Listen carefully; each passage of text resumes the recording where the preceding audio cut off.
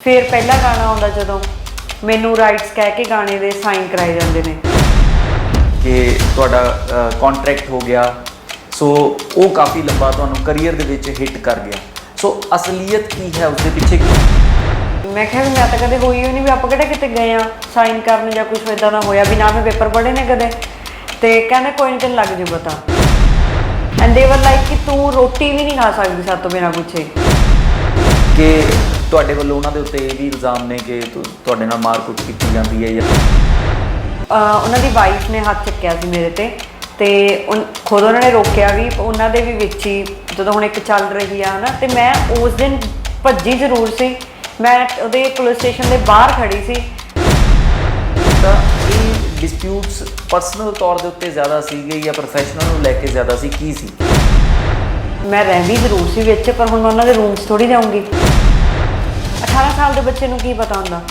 ਹੁਣ ਪਿੰਡਾਂ ਵਾਲੇ ਬੱਚੇ ਬਾਹਰ ਜਾ ਰਹੇ ਨੇ ਉਹਨਾਂ ਨੂੰ ਕੀ ਪਤਾ ਵੱਡੇ ਸ਼ਹਿਰਾਂ ਦਾ ਤੁਹਾਨੂੰ ਫਰਕ ਪੈਂਦਾ ਇਹ ਜੇ ਕਮੈਂਟਸ ਦੇ ਪਰ ਜਦੋਂ ਨਾ ਕੋਈ ਤੁਹਾਨੂੰ ਆਏ ਇੱਕ ਪੈਨ ਕਰੀ ਜਾਓ ਤੁਸੀਂ ਹਾਰ ਕੇ ਉਹਨੂੰ ਬੋਲੋਗੇ ਕਿਤੇ ਲੋਕਾਂ ਨੂੰ ਇਹ ਤਾਂ ਨਹੀਂ ਹੋ ਗਿਆ ਕਿ ਡਿਸਪਿਊਟ ਇੰਨਾ ਅੰਡਰਸਟੈਂਡਿੰਗ ਕੀਤਾ ਔਰ ਇਹ ਸੋਚ ਲਿਆ ਕਿ ਇਹ ਫਲॉप ਆਰਟਿਸਟ ਹੋ ਵੀ 8 ਸਾਲ ਦਾ ਗੈਪ ਆ ਖਬਰਾਂ ਉਹਨਾਂ ਨਾਲ ਕੀ ਗੱਲ ਹੋਈ ਸੀ ਵੀ ਜਿਹੜਾ ਉਹਨਾਂ ਨਾਲ ਇਹਦੀ ਨਿਭੀ ਨਹੀਂ ਹੈ ਨਾ मतलब गंदे जे मैसेज करने सचना जान मेरी ते बड़िया मुड़ मुड़ बदन गजदा आ जा।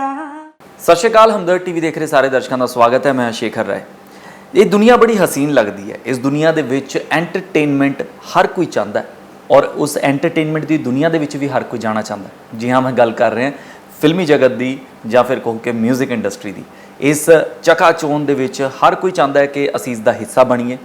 हर कोई अपने स्कूल टाइम तो शुरू हो जाता है कॉलेज टाइम दे विच जाता है बड़ी सारी एक्टिविटीज़ दे विच पार्टिसिपेट करता है। अजकल तो सोशल मीडिया भी काफ़ी अच्छा प्लेटफॉर्म बन गया इत्थे भी लोग काफ़ी ज़्यादा तुहाडे नाल जुड़ जाते हैं बहुत लोग तुहानूं एप्रीशिएट भी करते हैं कई लोग कहते हैं कि जाओ तुसीं भी जाके गायक बन जाओ कलाकार बन जाओ एक्टर बन जाओ पर यह इंडस्ट्री कितनी गुंझलदार है जां उसदे विच अगे वधना कितना मुश्किल है ये शायद उन्होंने नहीं पता होंदा। कई बार ये सफ़र तो बड़ी आसानी नाल भी शुरू हो जाता है क्योंकि तुहानूं हल्लाशेरी बहुत मिल जाती है पर अगे बहुत ज़्यादा औकड़ां आ जांदियां ने।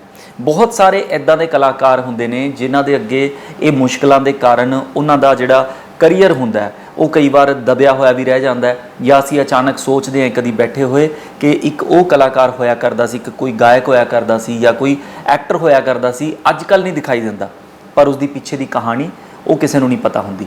अज भी तुहाडे नाल एक इदां दी कहानी साझी करन लगे क्योंकि जो गायिका साडे नाल इत्थे मौजूद है जी हाँ फीमेल सिंगर असीं कहांगे जो गायिका साडे नाल मौजूद ने उन्हां दा पहला ही गाना जो ऑडियंस दे विच आया साहां वर्गा तो एडा सुपर हिट हो गया सब ने बहुत प्यार दिता आवाज़ तो सोहनी सी ही उस दे नाल कहंदे ने सूरत ते सीरत वो दोनों ही वधिया सीगियां आवाज़ भी वधिया सी पर उस तो बाद अचानक की होया गाने आने घट गए कुछ एक खबरां मिलनियां शुरू हुई तो कॉन्ट्रोवर्शियल सीगियां सो अज उन्हां दे नाल मुलाकात करवावांगे। सो ये मुलाकात बड़ी इंटरस्टिंग होने वाली है तुहाडा ज़्यादा टाइम ले गया होऊंगा मैं तो हुण आपां ज़्यादा टाइम नहीं लवांगे उन्हां दा स्वागत करांगे। बहुत बहुत स्वागत है जी तुहाडा। थैंक यू बाई ते बहुत प्यार भरी सत श्री अकाल ते हमदर्द टीवी देख रहे सारे व्यूअर्स नूं सलीना शैली वालों प्यार भरी सत श्री अकाल। हुण सलीना शैली कहिए असीं जां तुसीं चेंज कर लिया क्योंकि मैं तुहाडा एक इंटरव्यू भी सुनिया सीगा तुसीं हुण उस दे विच कुछ नाम दे विच भी चेंज कर रहे हो नहीं नाम फिलहाल तो यही आ क्योंकि इसे तो मैं बनी हाँ है ना चली हाँ तो उदा मेरा नाम सलीना संधू आ। हाँ जी तो हुण एज एन आर्टिस्ट असी नाम रखा है सलीना शैली। सो वो सवाल सीगा कहंदे भी संधू क्यों नहीं हाँ। भी सलीना संधू बहुत सोहना नाम आ पर मेरी थिंकिंग सी वो मैनूं सीगा भी सारे कलाकार मोस्टली अपना सरनेम लाउंदे ने हुण सलीना शैली अगला सोचदा यार शैली कोई सरनेम तो हुंदा नहीं सो ये सवाल हर थां पूछा जाता भी शैली है कि अच्छा वो मेरे घर का नाम सीगा ते असीं सलीना दे नाल शैली लाता। क्या बात है नहीं बहुत वधिया लग्या और सब दा बहुत प्यार भी मिलिया तुहानूं और अज भी तुसीं बहुत वधिया लग रहे हो। मैं स्पैशली कहना चाहांगा कि बहुत वधिया आउटफिट दे विच आए हो और एक सिंपल सोबर कहंदे लुक जिहड़ी हुंदी है वो एवरग्रीन हुंदी है। सो स्टाइल बारे पहला जरूर जानना चाहांगा है ना लड़कियां तो बड़ा कुछ जानने को मिल जाता है उस तो बाद असीं बाकी दीयां गल्लां भी करांगे। स्टाइल कुछ नहीं मेरे मदर दा बुटीक आ ते ਉਹ ਮੈਨੂੰ ਮਤਲਬ ਵੀ ਤੁਸੀਂ ਹਰ ਹਫਤੇ ਮੈਨੂੰ ਨਵੇਂ ਸੂਟ ਆਉਂਦੇ ਨੇ ਬਣ ਕੇ ਹੈ ਨਾ। ਅੱਛਾ ਤੇ ਸਾਡਾ ਟਰਾਈ ਇਹੀ ਰਹਿੰਦਾ ਵੀ ਅਸੀਂ ਸਿੰਪਲ ਵੇਅਰ ਕਰੀਏ ਕਿ ਬਾਲਾ ਚੱਕਵਾਂ ਵੀ ਨਹੀਂ ਹਨਾ ਵੀ ਹੁੰਦਾ ਨਹੀਂ ਤੇ ਡੇਲੀ ਵੇਅਰ 'ਚ ਤਾਂ ਜਮੀ ਵੀ ਨਹੀਂ ਹੁੰਦਾ। ਤੇ ਆ ਮੇਰੇ ਲਾਸਟ ਬੜੇ ਸਾਲਾਂ ਤੋਂ ਮੇਰੇ ਬੌਬ ਕੱਟ ਆ ਨਾ ਛੋਟੇ ਛੋਟੇ, ਇਹ ਸ਼ੁਰੂ ਹੋਇਆ ਸੀ ਕਿਉਂਕਿ ਮੇਰੇ ਸੀਗੀ ਬੈਕ ਪੇਨ ਦੀ ਕੋਈ ਪ੍ਰੋਬਲਮ ਆ ਗਈ ਸੀ ਮੈਨੂੰ ਹਨਾ ਬੈਕ ਦੀ, ਤੇ ਮੈਂ ਮਤਲਬ ਖਿਜੀ ਹੋਈ ਨੇ ਬਾਲ ਕਟਾਤੇ ਸੀ, ਮੇਰੇ ਬਾਲ ਇੱਥੇ ਤੱਕ ਸੀ ਲੰਬੇ ਨੀਚੇ ਤੱਕ, ਤੇ ਮੈਂ ਇੰਨੀ ਕੱਕੀ ਹੋਈ ਸੀ ਕਿਉਂਕਿ ਨਾ ਉਹ ਧੋਤੇ ਜਾਂਦੇ ਸੀ, ਫਿਰ ਨਾ ਮੈਨੂੰ ਪ੍ਰੋਬਲਮ ਆ ਰਹੀ ਸੀ। ਮੈਂ ਸ਼ਾਰਟ ਕਰਾਏ, ਫਿਰ ਜਦੋਂ ਇੱਕ ਵਾਰੀ ਸ਼ਾਰਟ ਹੋ ਗਏ ਕਰਾਉਂਦੇ ਕਰਾਉਂਦੇ ਇੱਥੇ ਪਹੁੰਚ ਗਏ। ਪਰ ਹੁਣ ਮੈਨੂੰ ਦੁਬਾਰਾ ਬਹੁਤ ਮੈਸੇजेस ਆਉਂਦੇ ਨੇ ਵੀ ਤੁਸੀਂ ਆਪਣੇ ਵਾਲ ਲੰਬੇ ਕਰੋ। ਪਹਿਲਾਂ ਮੈਂ ਇਹ ਸੋਚਦੀ ਹੁੰਦੀ ਸੀਗੀ ਵੀ ਯਾਰ ਇਦਾਂ ਦੀ ਕੋਈ ਆਰਟਿਸਟ ਨਹੀਂ ਵੀ ਜਿਹਦੇ ਸੂਟ ਨਾਲ ਆ ਬੌਬ ਕੱਟ ਹੋ ਗਿਆ ਨਾ, ਪਰ ਹੁਣ ਕਈ ਥਾਵੇਂ ਚੱਲ ਵੀ ਜਾਂਦਾ, ਕਈ ਥਾਵੇਂ ਨਹੀਂ ਚੱਲਦਾ। ਸੋ ਫਿਲਹਾਲ ਮੇਰਾ ਸਟਾਈਲ ਆਹੀ ਆ, ਮੈਂ ਸੂਟ ਪਾਉਣੀ ਆ ਨਾ, ਜਾਂ ਫਿਰ ਮੇਰੇ ਬੈਗੀ ਕੱਪੜੇ ਹੁੰਦੇ ਨੇ ਜ਼ਿਆਦਾਤਰ, ਖੁੱਲੀਆਂ ਜੀਨਸ ਹੋ ਗਈਆਂ, ਖੁੱਲੀਆਂ ਟੀ-ਸ਼ਰਟਸ, ਉਹ ਮੈਨੂੰ ਬਹੁਤ ਜ਼ਿਆਦਾ ਮਤਲਬ ਮੈਨੂੰ ਕੰਫਰਟੇਬਲ ਫੀਲ ਹੁੰਦਾ ਉਹਦੇ 'ਚ। ਰਾਈਟ। ਸੋ ਇਹ ਮੈਂ ਗੱਲ ਇਸ ਲਈ ਕੀਤੀ ਕਿਉਂਕਿ ਜਿਹੜੀ ਲੁੱਕਸ ਨੇ ਉਹਨਾਂ ਦੀ ਤਾਰੀਫ ਤੁਹਾਡੀ ਹਮੇਸ਼ਾ ਹੁੰਦੀ ਰਹੀ ਹੈ ਨਾ, ਔਰ ਤੁਹਾਨੂੰ ਬਹੁਤ ਪਸੰਦ ਕੀਤਾ ਜਾਂਦਾ ਹੈ। ਸੋ ਇਹ ਸਟਾਈਲ ਮੇਨਟੇਨ ਕਿਵੇਂ ਕਰਦੇ ਹੋ, ਕੀ ਹੈ ਉਸ ਦੇ ਲਈ ਮੈਂ ਜ਼ਰੂਰ ਇਸ ਲਈ ਮੈਂ ਤੁਹਾਡੇ ਤੋਂ ਪੁੱਛਿਆ ਕਿ ਮੈਂ ਕੋਈ ਮਤਲਬ ਜ਼ਿਆਦਾ ਧਿਆਨ ਨਹੀਂ ਦਿੰਦੀ ਹੁੰਦੀ ਵੀ ਮੈਂ ਆਹ ਪਾਉਣਾ ਜਾਂ ਮੈਂ ਐਂ ਕਰਨਾ। ਮੈਨੂੰ ਬਾਲਾਂ ਦਾ ਬਹੁਤ ਜ਼ਿਆਦਾ ਰਹਿੰਦਾ, ਪਰ ਹੁਣ ਮੈਂ ਬਰਾਊਨ ਕੀਤੇ ਹੋਏ ਨੇ ਨਾ, ਕਾਪਰ ਬਰਾਊਨ ਹੈ ਇਹ, ਤੇ ਰੀਸੈਂਟਲੀ ਮੈਂ ਲਾਸਟ ਈਅਰ ਗ੍ਰੇ ਕਰਾਏ ਸੀ। ਓਕੇ, ਹੁਣ ਫੇਰ ਮੈਂ ਗ੍ਰੇ ਕਰਾਉਣੇ ਸੀ, ਪਰ ਉਹਦੇ ਨਾਲ ਜਮੀ ਡੈਮੇਜ ਹੋ ਜਾਂਦੇ ਨੇ ਬਿਲਕੁਲ ਹੀ, ਤੇ ਮੈਨੂੰ ਰੋਕਤਾ ਸਾਰਿਆਂ ਨੇ, ਪਰ ਉਹ ਕੀੜਾ ਕਿੱਥੇ ਸ਼ਾਂਤ ਹੁੰਦਾ। ਮੈਂ ਜਾ ਕੇ ਆਹ ਕਰਾਏ, ਹੁਣ ਮੈਂ ਕਿਹਾ ਬਲੈਕ ਕਰਾ ਲਾਂ, ਤੇ ਮੈਂ ਆਪਣੀ ਟੀਮ ਵਾਲਿਆਂ ਨੂੰ ਪੁੱਛੀ ਜਾਵਾਂ ਨਾ, ਮੈਂ ਕਿਹਾ ਬਲੈਕ ਜਾਂ ਕੁਛ ਹੋਰ ਕਰਾਵਾਂ। ਅੱਛਾ, ਮੈਨੂੰ ਕਲਰ ਦਾ ਵੀ ਨਹੀਂ ਪਤਾ ਹੁੰਦਾ ਵੀ ਇਹਨੂੰ ਕੀ ਹੁਣ ਮੈਨੂੰ ਇਹਦਾ ਪਤਾ ਨਹੀਂ ਵੀ ਇਹਨੂੰ ਕੀ ਕਹਿੰਦੇ ਨੇ। ਮੈਂ ਕਲਰ ਕਰਾਉਣ ਗਈ, ਬੜੀ ਦੇਸੀ ਜੀ ਆ ਨਾ, ਤੇ ਉਹ ਮੈਨੂੰ ਕਹਿੰਦੇ ਕਿੱਦਾਂ ਦਾ ਫਿਰ ਭੈਣ ਕਰੀਏ। ਮੈਂ ਕਿਹਾ ਤੁਸੀਂ ਮੱਝ ਦੀ ਪੂੰਛ ਦੇਖੀ ਆ? ਕਹਿੰਦੇ ਮੈਂ ਕਿਹਾ ਮੈਨੂੰ ਉਹ ਕਲਰ ਚਾਹੀਦਾ। ਸੋ ਮਤਲਬ ਬੇਸਿਕਲੀ ਕੁਛ ਨਹੀਂ, ਬਸ ਜਿਹੜਾ ਜੀ ਆ ਗਿਆ, ਮਨ ਆ ਗਿਆ ਵੀ ਹਾਂ ਇਦਾਂ ਦਾ ਪਾਉਣਾ, ਆ ਇਦਾਂ ਦੇ ਵਾਲ ਚਾਹੀਦੇ ਨੇ, ਕਰ ਦੋ। ਸੋ ਸਿੱਧੇ ਸਾਦੇ ਸੁਭਾਅ ਦੀ ਹੈ ਸਲੀਨਾ ਸ਼ੈਲੀ। ਬਿਲਕੁਲ ਸਿੱਧੀ। ਮੈਨੂੰ ਤਾਂ ਮੈਂ ਬਾਲੇ ਪੜ੍ਹੀ ਵੀ ਨਹੀਂ ਹੈ ਨਾ, +2 ਕੀਤੀ ਆ, ਮੈਨੇਜਮੈਂਟ ਮੈਂ ਕੀਤੀ ਜ਼ਰੂਰ ਆ ਆਸਟ੍ਰੇਲੀਆ ਤੋਂ, ਪਰ ਮੈਨੂੰ ਪਤਾ ਨਹੀਂ ਉਹ 'ਚ ਕੀ ਸੀਗਾ, ਘਰੇ ਆਈ। ਤੇ ਅਦਰਵਾਈਜ਼ ਉਹ ਤੋਂ ਬਾਅਦ ਤਾਂ ਪੜ੍ਹਾਈ ਕੀਤੀ ਉਹ ਨਹੀਂ। ਤੇ ਨਾਭਾ ਸ਼ਹਿਰ ਤੋਂ ਆ ਮੈਂ, ਤੇ ਰਿਆਸਤੀ ਸ਼ਹਿਰ ਆ, ਸੋ ਇੰਨਾ ਨਹੀਂ ਹੈਗਾ ਮਤਲਬ ਬਾਹਲਾ ਮੈਨੂੰ ਪਤਾ ਨਹੀਂ। ਬੇਸ਼ੱਕ ਮੈਂ ਬਾਹਰ ਰਹੀ ਹਾਂ, ਪਰ ਮੈਂ ਹੈ ਇੱਥੇ ਦੀ ਹਾਂ, ਉਹੀ ਦੇਸੀ ਖਾਣਾ ਪੀਣਾ ਸਭ ਕੁਝ ਹੁੰਦਾ। ਕੀ ਬਾਤ ਹੈ। ਸੋ ਬਹੁਤ ਵਧੀਆ, ਔਰ ਮੇਰੇ ਖਿਆਲ ਨਾਲ ਜਿੰਨਾ ਖੁੱਲ ਕੇ ਤੁਸੀਂ ਇਹ ਦੱਸਿਆ, ਇੰਨਾ ਖੁੱਲ ਕੇ ਦੱਸਣ ਦੇ ਲਈ ਹਿੰਮਤ ਚਾਹੀਦੀ ਹੁੰਦੀ ਹੈ। ਅੱਛਾ, ਜਿਵੇਂ ਮੈਂ ਕਦੀ ਹੁੰਦਾ ਸੀ ਨਾ, ਜਿਵੇਂ ਮੈਂ ਜਦੋਂ ਸਕੂਲ 'ਚ ਸੀ, ਅਗਰ ਕੋਈ ਫੇਲ ਹੋ ਗਿਆ, ਕਿ ਕਹਿ ਰਿਹਾ ਵੀ ਯਾਰ ਮੈਂ ਤਾਂ ਫੇਲ ਹੋ ਗਿਆ, ਮੈਂ ਕਹਿੰਦਾ ਸੀ ਬੜੀ ਹਿੰਮਤ ਦੀ ਗੱਲ ਹੈ। ਮੈਂ ਵੀ ਹੋਈ ਆ।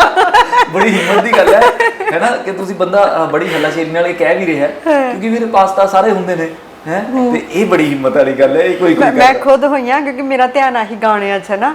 ਮੈਂ ਉਹ ਕੰਪੀਟੀਸ਼ਨਸ ਜ਼ਿਆਦਾ ਰਹਿੰਦੀ ਹੁੰਦੀ ਸੀ, ਜਿਹੜੇ ਆਪਣੇ ਡਿਸਟ੍ਰਿਕਟ ਸਟੇਟ ਤੱਕ ਮੈਂ ਗਈਆਂ, ਮੈਂ ਗਾਇਆ ਹੀ ਆ ਹਨਾ, ਮੈਂ ਉਹ 'ਚ ਲੱਗੀ ਰਹਿੰਦੀ ਹੁੰਦੀ ਸੀ।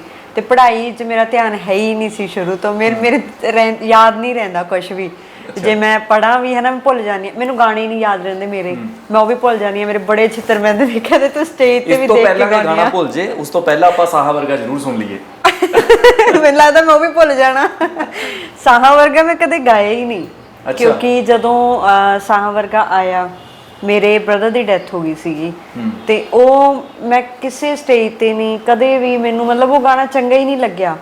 ਵੈਸੇ ਮਤਲਬ ਇਹ ਸੋਚਣਾ ਨਹੀਂ ਚਾਹੀਦਾ, ਨੈਗੇਟਿਵ ਜਿਹਾ ਹੋ ਜਾਂਦਾ ਨਾ, ਪਰ ਮੈਨੂੰ ਇਹ ਲੱਗਦਾ ਤੁਸੀਂ ਆਪਣੀ ਇੱਕ ਫੀਲਿੰਗ ਦੱਸ ਰਹੇ ਹੋ, ਇੱਕ ਭਾਵਨਾ। ਹਾਂ, ਵੀ ਮੈਂ ਉਹ ਗਾਣਾ ਤਾਂ ਨਹੀਂ ਗਾਉਂਦੀ ਕਿਉਂਕਿ ਮੇਰੇ ਦਿਮਾਗ 'ਚ ਉਹ ਚੀਜ਼ ਬੈਠੀ ਹੋਈ ਆ ਬੜੇ ਸਾਲਾਂ ਤੋਂ, ਵੀ ਸ਼ਾਇਦ ਮੈਂ ਪਹਿਲਾਂ ਗਾਣਾ ਕੀਤਾ ਤੇ ਉਹ ਖੁਸ਼ੀਆਂ ਮਤਲਬ ਮੇਰੇ ਲਈ ਨਹੀਂ ਸੀ ਉਹ ਚੀਜ਼ ਹੈ ਨਾ, ਵੀ ਜਿੰਨਾ ਮੇਰਾ ਕਰੇਜ਼ ਸੀ ਉਸ ਟਾਈਮ ਤੇ, ਜਿੰਨਾ ਲੋਕਾਂ ਨੂੰ ਪਤਾ ਸੀ ਵੀ ਕੋਈ ਸਲੀਨਾ ਹੈਗੀ ਆ ਨਾ, ਵੀ ਪਹਿਲੇ ਗਾਣੇ ਦੀ ਉਡੀਕ ਸੀ, ਬਿਨਾਂ ਕਿਸੇ ਐਡ ਤੋਂ, ਕਿਸੇ ਵੀ ਚੀਜ਼ ਤੋਂ ਮੈਂ ਚੱਲੀ ਆ ਨਾ, ਵੀ ਉਹ ਸਾਡੇ ਘਰੇ ਮੈਨੂੰ ਵੀ ਮੇਰੇ ਘਰੇ ਲੱਗ ਗਈ, ਵੀ ਮੇਰੇ ਬ੍ਰਦਰ ਦੀ ਡੈਥ ਹੋ ਗਈ।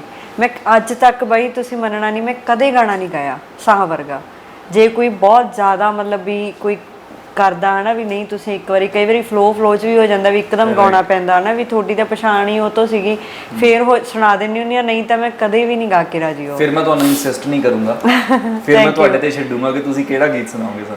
ਹਾਂ, ਮੈਂ ਜਿਹੜੇ ਮੇਰੇ ਚੱਲੇ ਪਹਿਲਾਂ ਬਿਨਾਂ ਕਿਸੇ ਮਿਊਜ਼ਿਕ ਤੋਂ ਜਾਂ ਉਹਦੇ ਤੋਂ, ਮੈਂ ਉਹ ਜ਼ਰੂਰ ਸੁਣਾਉਣੀ ਆ। ਹਾਂਜੀ। ਹੋ ਡਰਦੇ ਹਾਂ ਕਿਤੇ ਛੱਡ ਨਾ ਜਾਵੀਂ, ਹਾਏ ਡਰਦੇ ਹਾਂ ਕਿਤੇ ਛੱਡ ਨਾ ਜਾਵੀਂ, ਮੁੜ ਕੇ ਜੀ ਨਹੀਂ ਲੱਗਣਾ, ਹਾਏ ਤਾਈਓ ਤਾਂ ਤੇਰੀ ਹਰ ਗੱਲ ਮੰਨਣੀ, ਪੈਂਦੀ ਐ ਸੱਜਣਾ ਵੇ ਤਾਈਓ ਤਾਂ ਤੇਰੀ ਹਰ ਗੱਲ ਮੰਨਣੀ ਪੈਂਦੀ ਐ ਸੱਜਣਾ ਹਾਏ ਡਰਦੇ ਆ ਕਿਤੇ ਛੱਡ ਨਾ ਜਾਵੀਂ। ਕੀ ਬਾਤ ਹੈ, ਬਹੁਤ ਵਧੀਆ। Thank you. ਗਾਇਕੀ ਦੇ ਨਾਲ ਨਾ ਅਦਾਇਗੀ ਹੋਣਾ ਵੀ ਬਹੁਤ ਜ਼ਰੂਰੀ ਹੈ। ਇਹ ਸ਼ਬਦ ਤੁਸੀਂ ਮੇਰੇ ਖਿਆਲ ਨਾਲ ਹੁਣ ਬਹੁਤ ਘੱਟ ਸੁਣਨ ਨੂੰ ਮਿਲਦਾ ਹੋਊਗਾ ਜੀ, ਕਿਉਂਕਿ ਮੈਨੂੰ ਲੱਗਦਾ ਕਿ ਉਹ ਅਦਾਇਗੀ ਜਿਹੜੀ ਹੈਗੀ ਹੈ ਉਹ ਕਿਤੇ ਨਾ ਕਿਤੇ ਮਿਸ ਹੋ ਗਈ ਹੈ। ਸੋ ਬਹੁਤ ਸਾਰੇ ਜਿਹੜੇ ਗਾਇਕ ਨੇ ਉਹ ਸੁਣਨਗੇ ਤਾਂ ਸ਼ਾਇਦ ਉਹਨਾਂ ਨੂੰ ਇਹ ਗੱਲ ਗਲਤ ਵੀ ਲੱਗੇ, ਪਰ ਇਹ ਗੱਲ ਸੱਚ ਹੈ ਕਿ ਅਦਾਇਗੀ ਜਿਹੜੀ ਹੈ ਉਹ ਚਲੀ ਗਈ ਹੈ ਔਰ ਪਹਿਲਾਂ ਬਹੁਤ ਹੋਇਆ ਕਰਦੀ ਸੀ। ਅੱਛਾ ਸਲੀਨਾ ਜੀ, ਤੁਹਾਡੇ ਕਰੀਅਰ ਦੀ ਮੈਂ ਗੱਲ ਕਰਾਂਗਾ। ਜਦੋਂ ਸਾਹ ਵਰਗਾ ਆਇਆ, ਪਪੂਲਰ ਹੋਇਆ, ਲੋਕਾਂ ਨੂੰ ਪਹਿਲਾਂ ਤੋਂ ਉਡੀਕ ਸੀਗੀ, ਸੋਸ਼ਲ ਮੀਡੀਆ ਦੇ ਉੱਤੇ ਤੁਸੀਂ ਆਪਣੀ ਇੱਕ ਪਹਿਲਾਂ ਤੋਂ ਜਗ੍ਹਾ ਬਣਾ ਚੁੱਕੇ ਸੀ ਔਰ ਉਹ ਟਾਈਮ ਸੀਗਾ ਜਦੋਂ ਸੋਸ਼ਲ ਮੀਡੀਆ ਦੇ ਉੱਤੇ ਲੋਕੀ ਬਹੁਤ ਜ਼ਿਆਦਾ ਅਵੇਅਰ ਨਹੀਂ ਸੀਗੇ।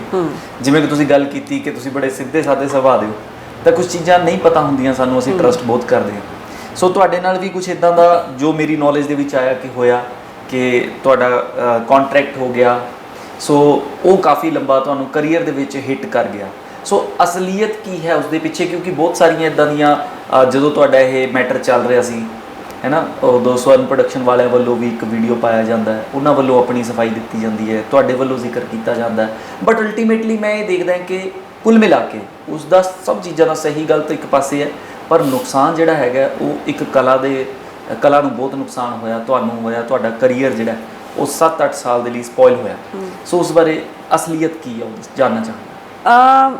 ਪਹਿਲਾਂ ਤਾਂ ਇੱਕ ਬੈਡ ਫੇਸ ਸੀ ਹੈ ਨਾ ਲਾਈਫ ਦਾ, ਹਰ ਕਿਸੇ ਦੇ ਆਉਂਦਾ, ਤੇ ਕੁਝ ਕੁ ਗਲਤੀਆਂ ਮੇਰੀਆਂ ਹੋਣਗੀਆਂ, ਕੁਝ ਕੁ ਉਹਨਾਂ ਦੀਆਂ ਹੋਣਗੀਆਂ ਵੀ ਸਾਡੀ ਆਪਸੀ ਨਹੀਂ ਹੋਈ ਸੈਟਿੰਗ ਹੈ ਨਾ।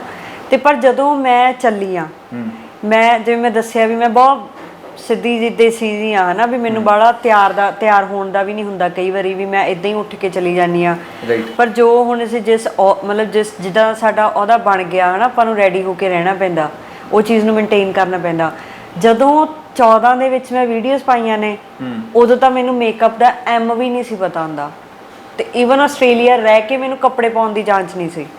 ਮੈਂ ਜਿਹੜੀਆਂ ਵੀਡੀਓਜ਼ ਪਾਈਆਂ, ਮੇਰੇ ਵਾਲ ਖਿੰਡੇ ਹੁੰਦੇ ਸੀ, ਤੇ ਮੈਂ ਇਦਾਂ ਹੀ ਫੋਨ ਆਏ ਰੱਖ ਕੇ ਸਾਹਮਣੇ, ਮੈਂ ਜਿਵੇਂ ਕੋਈ ਦੇਖ ਕੇ ਕਵਿਤਾ ਬੋਲ ਰਹੀ ਹੁੰਦੀ, ਮੈਂ ਗਾਣਾ ਗਾ ਰਹੀ ਹੁੰਦੀ ਸੀ।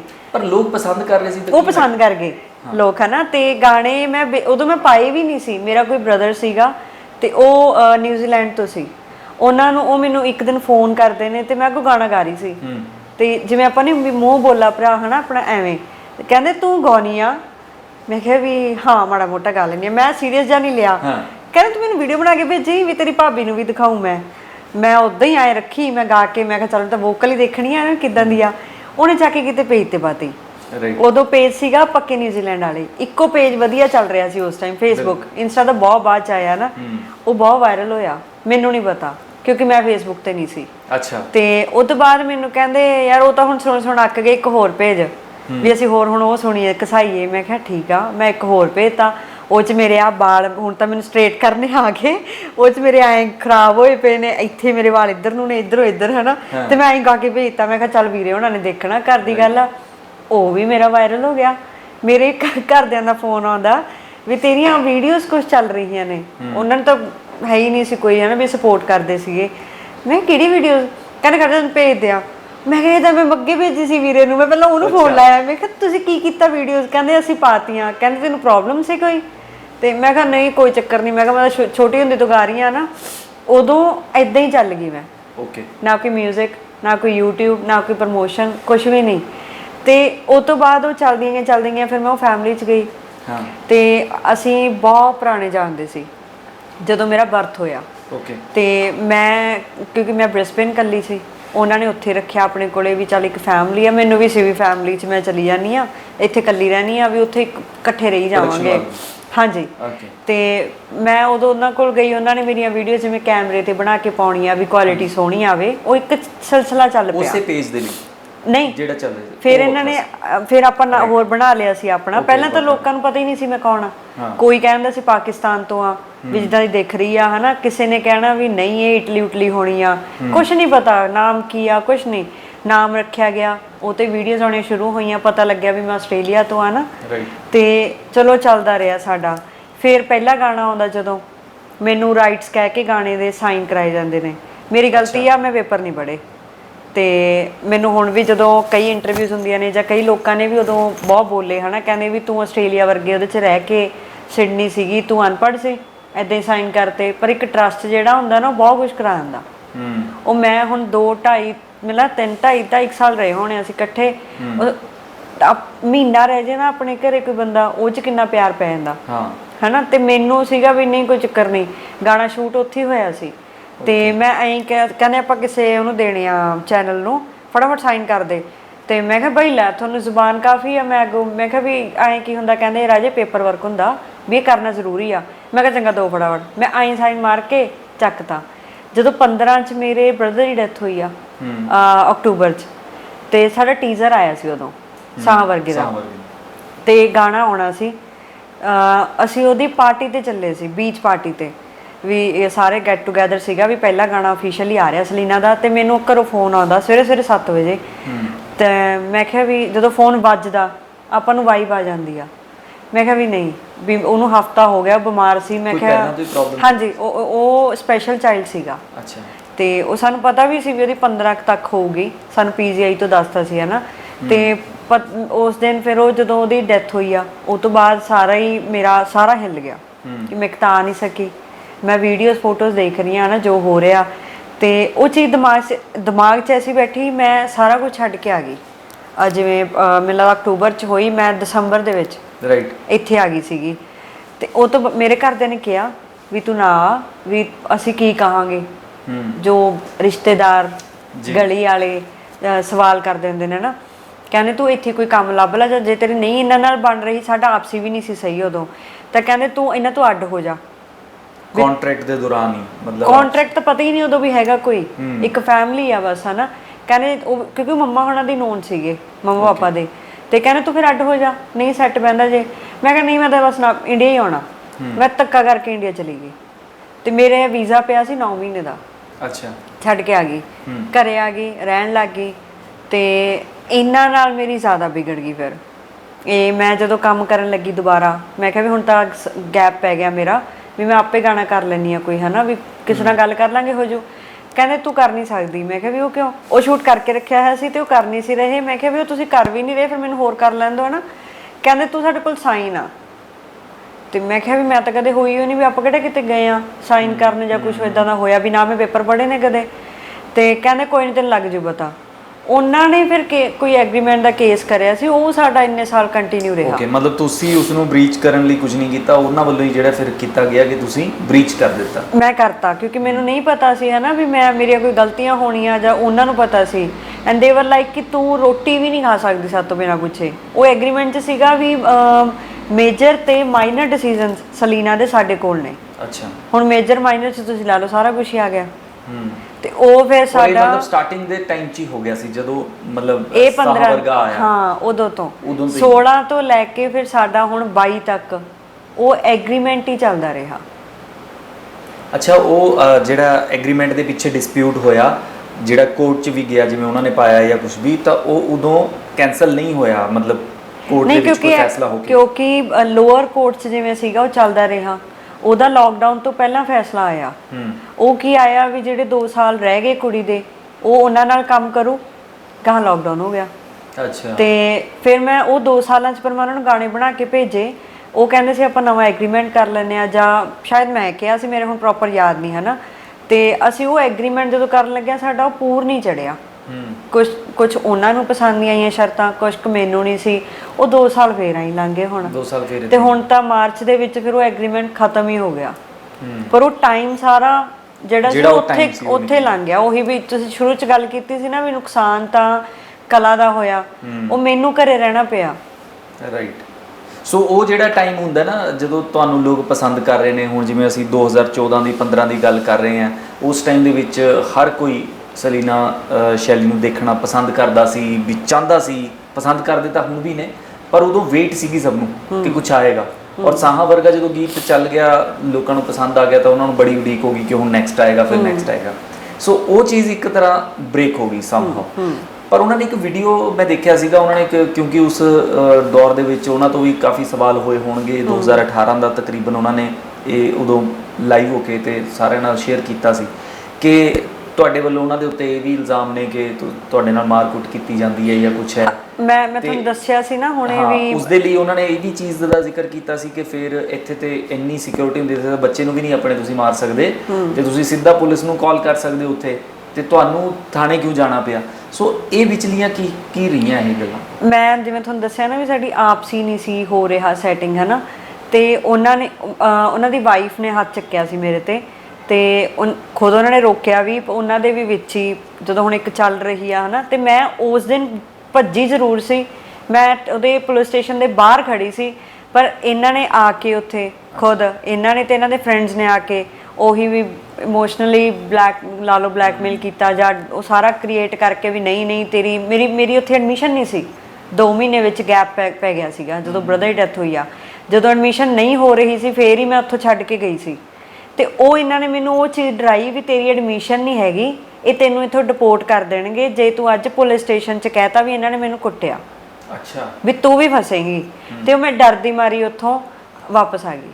ਔਰ ਜਦੋਂ ਤੁਸੀਂ ਵਾਪਸ ਆਏ ਉਸ ਤੋਂ ਬਾਅਦ ਉਹ ਹੋਇਆ ਵੀ ਕਿ ਆਸਟ੍ਰੇਲੀਆ ਵੱਲੋਂ ਤੁਹਾਨੂੰ ਜਿਹੜਾ ਤੁਹਾਡਾ ਵੀਜ਼ਾ ਕੈਨਸਲ ਕੀਤਾ? ਨਹੀਂ ਕੈਨਸਲ ਨਹੀਂ ਹੋਇਆ, ਮੇਰੇ ਕੋਲੇ 9 ਮਹੀਨੇ ਦਾ ਵੀਜ਼ਾ ਪਿਆ ਸੀ ਜੀ। ਦਸੰਬਰ 'ਚ ਆਈ ਹਾਂ ਮੈਂ ਉਸ ਤੋਂ ਬਾਅਦ ਪ੍ਰੂਫ ਵੀ ਦਿਖਾਏ ਸੀ ਲਾਈਵ 'ਚ ਵੀ ਜੇ ਡਿਪੋਰਟ ਤੁਹਾਨੂੰ ਕਰਨਗੇ ਤਾਂ ਸਟੈਂਪ ਲੱਗੂਗੀ ਪਾਸਪੋਰਟ ਤੇ ਮੇਰੇ ਕਿਤੇ ਵੀ ਸਟੈਂਪ ਨਹੀਂ ਹੈਗੀ, ਮੈਨੂੰ ਕੀਤਾ ਹੀ ਨਹੀਂ ਡਿਪੋਰਟ। ਜਦੋਂ ਤੁਹਾਡਾ ਵੀ ਤੁਸੀਂ ਓਵਰ ਰਹੋਗੇ ਤਾਂ ਤੁਹਾਨੂੰ ਡਿਪੋਰਟ ਕਰਨਗੇ, ਜਾਂ ਤੁਸੀਂ ਕੋਈ ਗਲਤੀ ਕਰੋਗੇ ਤਾਂ ਕਰੋਗੇ, ਤੇ ਵਿੱਚ 1.5 ਮਹੀਨੇ ਦਾ ਜੇ ਗੈਪ ਆ ਉਹ ਕੋਈ ਐਡੀ ਪ੍ਰੋਬਲਮ ਨਹੀਂ ਹੈਗੀ, ਕਿਉਂਕਿ ਟਾਈਮ ਹੁੰਦਾ ਇੱਕ ਕਾਲਜ 'ਚ ਐਡਮਿਸ਼ਨ ਦਾ, ਇੱਥੇ ਵੀ ਆਪਣੇ ਸੇਮ ਹੀ ਆ, ਉਹ ਮੈਂ ਆਪ ਹੀ ਛੱਡ ਕੇ ਆ ਗਈ।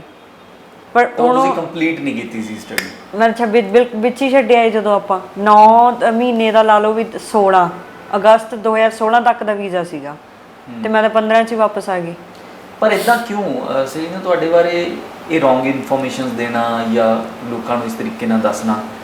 ਤੁਸੀਂ ਪਰਸਨਲੀ ਰਹੇ ਉਹਨਾਂ ਦੇ ਘਰ ਦੇ ਵਿੱਚ ਰਹੇ, ਇੱਕ ਬੱਚਿਆਂ ਦੀ ਤਰ੍ਹਾਂ ਹੋ ਜਾਂਦਾ ਜਿਹੜਾ ਘਰ ਦੇ ਵਿੱਚ ਇੱਦਾਂ ਬੱਚਾ ਰਹਿ ਰਿਹਾ ਹੋਵੇ, ਤੁਹਾਡੀ ਵੀ ਏਜ ਕੋਈ ਜ਼ਿਆਦਾ ਨਹੀਂ ਸੀ, ਤਾਂ ਇਹ ਡਿਸਪਿਊਟਸ ਪਰਸਨਲ ਤੌਰ ਦੇ ਉੱਤੇ ਜ਼ਿਆਦਾ ਸੀਗੇ ਜਾਂ ਪ੍ਰੋਫੈਸ਼ਨਲ ਨੂੰ ਲੈ ਕੇ ਜ਼ਿਆਦਾ ਸੀ, ਕੀ ਸੀ ਇਹ? ਬਈ ਮੈਨੂੰ ਵੀ ਨਹੀਂ ਪਤਾ ਹੈ ਨਾ ਵੀ ਉਹਨਾਂ ਦੀ ਆਪਸੀ ਹੁਣ ਕੀ ਪ੍ਰੋਬਲਮ ਸੀਗੀ, ਕਿਉਂਕਿ ਮੈਂ ਰਹਿੰਦੀ ਜ਼ਰੂਰ ਸੀ ਵਿੱਚ, ਪਰ ਹੁਣ ਮੈਂ ਉਹਨਾਂ ਦੇ ਰੂਮ 'ਚ ਥੋੜੀ ਜਾਊਂਗੀ। ਨਹੀਂ ਤੁਹਾਡਾ ਆਪਸ 'ਚ ਇਸ਼ੂ ਸੀ, ਉਹੀ ਦੱਸ ਰਹੀ ਆ ਵੀ ਉਹ ਮੈਨੂੰ ਪਤਾ ਹੀ ਨਹੀਂ ਅੱਜ ਤੱਕ ਕੀ ਹੋਇਆ ਵੀ ਮੈਨੂੰ ਕਾਹਤੇ ਵਿੱਚ ਖਰਾਬ ਕਰਿਆ ਗਿਆ, ਵੀ ਜਦ ਕਿ ਮੈਂ ਉਹਨਾਂ ਦੀ ਬੇਟੀ ਸੀਗੀ, ਹੈ ਨਾ, ਇੱਕ ਮੈਂ ਹੁੰਦੀ ਸੀ, ਇੱਕ ਉਹਨਾਂ ਦੀ ਭਤੀਜੀ ਸੀ, ਅਸੀਂ ਸਾਰੇ ਫੈਮਿਲੀ ਵਾਂਗ ਰਹਿ ਰਹੇ ਸੀ ਉੱਥੇ, ਵੀ ਹੋ ਸਕਦਾ ਉਹਨਾਂ ਦੀ ਕੋਈ ਆਪਸੀ ਹੋਵੇ।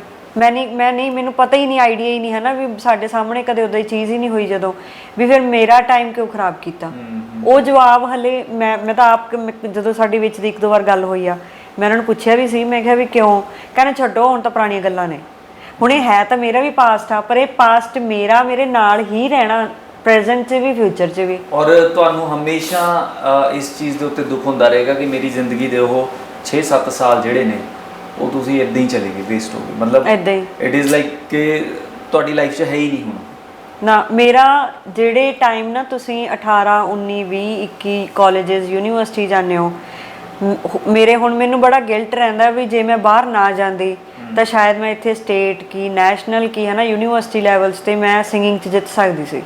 ਮੈਂ ਆਪਣਾ ਉਹ ਟਾਈਮ ਤਾਂ ਇੰਜੋਏ ਕਰਦੀ, ਮੈਂ ਬਾਹਰ ਚਲੀ ਗਈ ਤੇ ਮੇਰਾ ਸਾਰਾ ਹੀ ਉਹਦਾ ਇੱਕ ਜਿਹੜਾ ਉਹ ਇੰਜੋਏ ਕਰਨ ਦਾ ਟਾਈਮ ਸੀ ਉਹ ਸਾਰਾ ਖਰਾਬ ਕਰਤਾ। ਵੀ ਮੈਂ ਸ਼ਾਇਦ ਮਿਊਜ਼ੀਕਲ ਕੈਰੀਅਰ ਵੀ ਕਿਸੇ ਅਲੱਗ ਪੋਜੀਸ਼ਨ ਤੇ ਹੁੰਦਾ, ਬਿਲਕੁਲ। ਜਦੋਂ ਜਿਹੜੇ ਟਾਈਮ ਦੀ ਤੁਸੀਂ ਗੱਲ ਕਰ ਰਹੇ ਹੋ ਉਸ ਤੋਂ ਬਾਅਦ ਇੱਥੇ ਫਿਲਮ ਇੰਡਸਟਰੀ, ਮਿਊਜ਼ਿਕ ਇੰਡਸਟਰੀ ਨੇ ਬਹੁਤ ਹਾਈਪ ਪਕੜੀ ਹੈ। ਬਿਲਕੁਲ, ਉਦੋਂ ਜਦੋਂ ਮੇਰਾ ਸੀ ਨਾ, ਉਦੋਂ 13, 14, 15 'ਚ ਉਦੋਂ ਨਹੀਂ ਸੀ ਇੰਨਾ, ਕਿਉਂਕਿ ਹੁਣ ਤਾਂ YouTube ਕਿੰਨੀ ਗਰੋ ਕਰ ਗਈ ਹੈ ਨਾ, ਕਿੰਨੇ ਵਲੌਗਰਸ ਹੋ ਗਏ, ਮੈਨੂੰ ਉਦੋਂ ਇੰਨੀ ਅਕਲ ਹੁੰਦੀ ਤਾਂ ਮੈਂ YouTube ਚੈਨਲ ਹੀ ਬਣਾ ਲੈਂਦੀ, ਹੁਣ ਮੈਂ ਉਹਦੀ ਕਮਾਈ ਤਾਂ ਖਾ ਲੈਂਦੀ ਕੋਈ। ਤੁਹਾਡੇ ਬਾਹਰ ਜਾਣ ਦਾ ਫੈਸਲਾ ਕਿਸ ਦਾ ਸੀ ਸਟੱਡੀਜ਼ ਦੇ ਲਈ? ਮੇਰੇ ਨਾਨਕੇ ਬਾਹਰ ਨੇ, ਅੱਛਾ, ਮੇਰੇ ਮਾਮਾ ਮਾਮੀ ਬਾਹਰ ਨੇ, ਹੈ ਨਾ, ਤੇ ਹੁਣ ਤਾਂ ਮਾਸੀ ਹੁਣ ਤਾਂ ਬਹੁਤ ਜਣੇ ਚਲੇ ਗਏ। ਉਦੋਂ ਬਸ ਮੈਨੂੰ ਆਏ ਸੀ ਵੀ ਮੈਂ ਉਹਨਾਂ ਕੋਲੇ ਰਹੀ ਹਾਂ ਇੱਥੇ ਨਾਨਕੇ ਨਾਭੇ, ਤੇ ਵੀ ਮੈਂ ਉਹਨਾਂ ਨਾਲ ਬਹੁਤ ਟਾਈਮ ਕੱਢਿਆ, ਤੇ ਵੀ ਮੈਂ ਉੱਧਰ ਜਾ ਕੇ ਵੀ ਮੈਂ ਉਹਨਾਂ ਕੋਲ ਹੀ ਜਾਣਾ, ਚਾਅ ਜਿਵੇਂ, ਹੈ ਨਾ, ਵੀ ਉਹ ਗਏ ਹੋਏ ਨੇ ਮੈਂ ਵੀ ਜਾਣਾ ਬਸ, ਤੇ ਬਸ ਉਹ ਚਾਅ 'ਚ ਹੀ ਚਲੀ ਗਈ। ਇੰਨਾ ਤਾਂ ਕਦੇ ਸੋਚਿਆ ਹੀ ਨਹੀਂ ਉਦੋਂ ਵੀ ਜੇ ਮੈਂ ਇੱਥੇ ਰਹਿ ਲਾਂ, ਤਾਂ ਇੱਥੇ ਰਹਿ ਕੇ ਮੈਂ ਸੋਚਿਆ ਸੀ ਵੀ ਮੈਂ ਇੰਗਲਿਸ਼ ਦੀ ਲਿਟਰੇਚਰ ਦੀ, ਹੈ ਨਾ, ਜਾਂ ਕੋਈ ਫੈਸ਼ਨ ਡਿਜ਼ਾਈਨਿੰਗ ਦਾ ਹੋ ਗਿਆ ਵੀ ਉਹਦੇ 'ਚ ਕਰਨਾ, ਮਿਊਜ਼ਿਕ ਦਾ ਤਾਂ ਦੂਰ ਤੱਕ ਨਹੀਂ ਸੀ ਵੀ ਕਦੇ ਪੜ੍ਹਨਾ ਵੀ ਹੈ ਜਾਂ ਕੁਛ। ਉਹਨਾਂ ਵੱਲੋਂ ਹੀ ਮੋਟੀਵੇਟ ਕੀਤਾ ਗਿਆ ਸੀ ਤੁਹਾਨੂੰ? ਨਹੀਂ, ਮੇਰੇ ਵੈਸੇ ਮੇਰੇ ਖੂਨ 'ਚ ਹੀ ਆ। ਮੇਰੇ ਮਦਰ ਫਾਦਰ ਦਾ ਜਿਹੜਾ ਆਪਣਾ ਡੀਡੀ ਪੰਜਾਬੀ ਚੈਨਲ ਸੀ ਹੈ ਨਾ, ਜੀ। ਜਦੋਂ ਮੇਰਾ 95 96 ਦਾ ਹੈਗਾ ਬਰਥ, ਤੇ ਉਦੋਂ ਤੋਂ ਮੈਂ ਉਹਨਾਂ ਨੂੰ ਦੇਖਿਆ ਨਾ ਵੀ ਉਹ ਉੱਥੇ ਜਿਹੜੀ ਜਾਗੋ ਸੀਗੀ ਸਭ ਤੋਂ ਪਹਿਲੀ, ਉਹ ਮੇਰੇ ਪੇਰੈਂਟਸ ਹੀ ਸੀ। ਉਦੋਂ ਤਾਂ ਆਰਕੈਸਟਰਾ ਨਹੀਂ ਸੀਗਾ, ਉਹ ਇੱਕੋ ਸ਼ੋਅ ਉਹੀ ਹੁੰਦੇ ਸੀ ਡੀਡੀ ਪੰਜਾਬੀ ਤੇ, ਨਵੇਂ ਸਾਲ ਦਾ, ਵਿਸਾਖੀ ਦਾ ਆ ਗਿਆ, ਮੈਂ ਉੱਥੇ ਨਾਲ ਜਾਂਦੀ ਹੁੰਦੀ ਸੀ। ਮੇਰੇ ਕਿੰਨੇ ਸਾਲ, ਜਦੋਂ ਤੱਕ ਮੇਰਾ ਬ੍ਰਦਰ ਨਹੀਂ ਹੋਇਆ, 8-9 ਸਾਲ ਮੈਂ ਉਹ ਮਾਹੌਲ 'ਚ ਰਹੀ ਹਾਂ। ਹਰ ਪੁਰਾਣੇ ਕਲਾਕਾਰ ਨੇ ਜਿੰਨੇ, ਸਾਰੇ ਉਹਨਾਂ ਦੇ ਵਿੱਚ ਹੀ ਰਹਿਣਾ, ਖੇਡਣਾ, ਤੇ ਗਰੁੱਪ ਹੁੰਦਾ ਸੀ ਮੰਮਾ ਦਾ, ਕੁੜੀਆਂ ਮੁੰਡਿਆਂ ਦਾ ਨਾ। ਸੋ ਮੇਰਾ ਬਚਪਨਾ ਉਹਦੇ 'ਚ ਰਿਹਾ। ਫਿਰ ਮੇਰੇ ਡੈਡ ਲਿਖਦੇ ਹੁੰਦੇ ਸੀਗੇ ਗਾਣੇ। ਜਦੋਂ ਮੈਂ ਵੱਡੀ ਹੋਣ ਲੱਗੀ ਉਹ ਹਟ ਗਏ। ਫਿਰ ਮੇਰਾ ਬ੍ਰਦਰ ਹੋ ਗਿਆ ਜਦੋਂ ਮੈਂ 9-10 ਸਾਲ ਦੀ ਸੀ, ਉਹ ਮੇਰੇ ਤੋਂ 8 ਸਾਲ ਛੋਟਾ ਸੀਗਾ।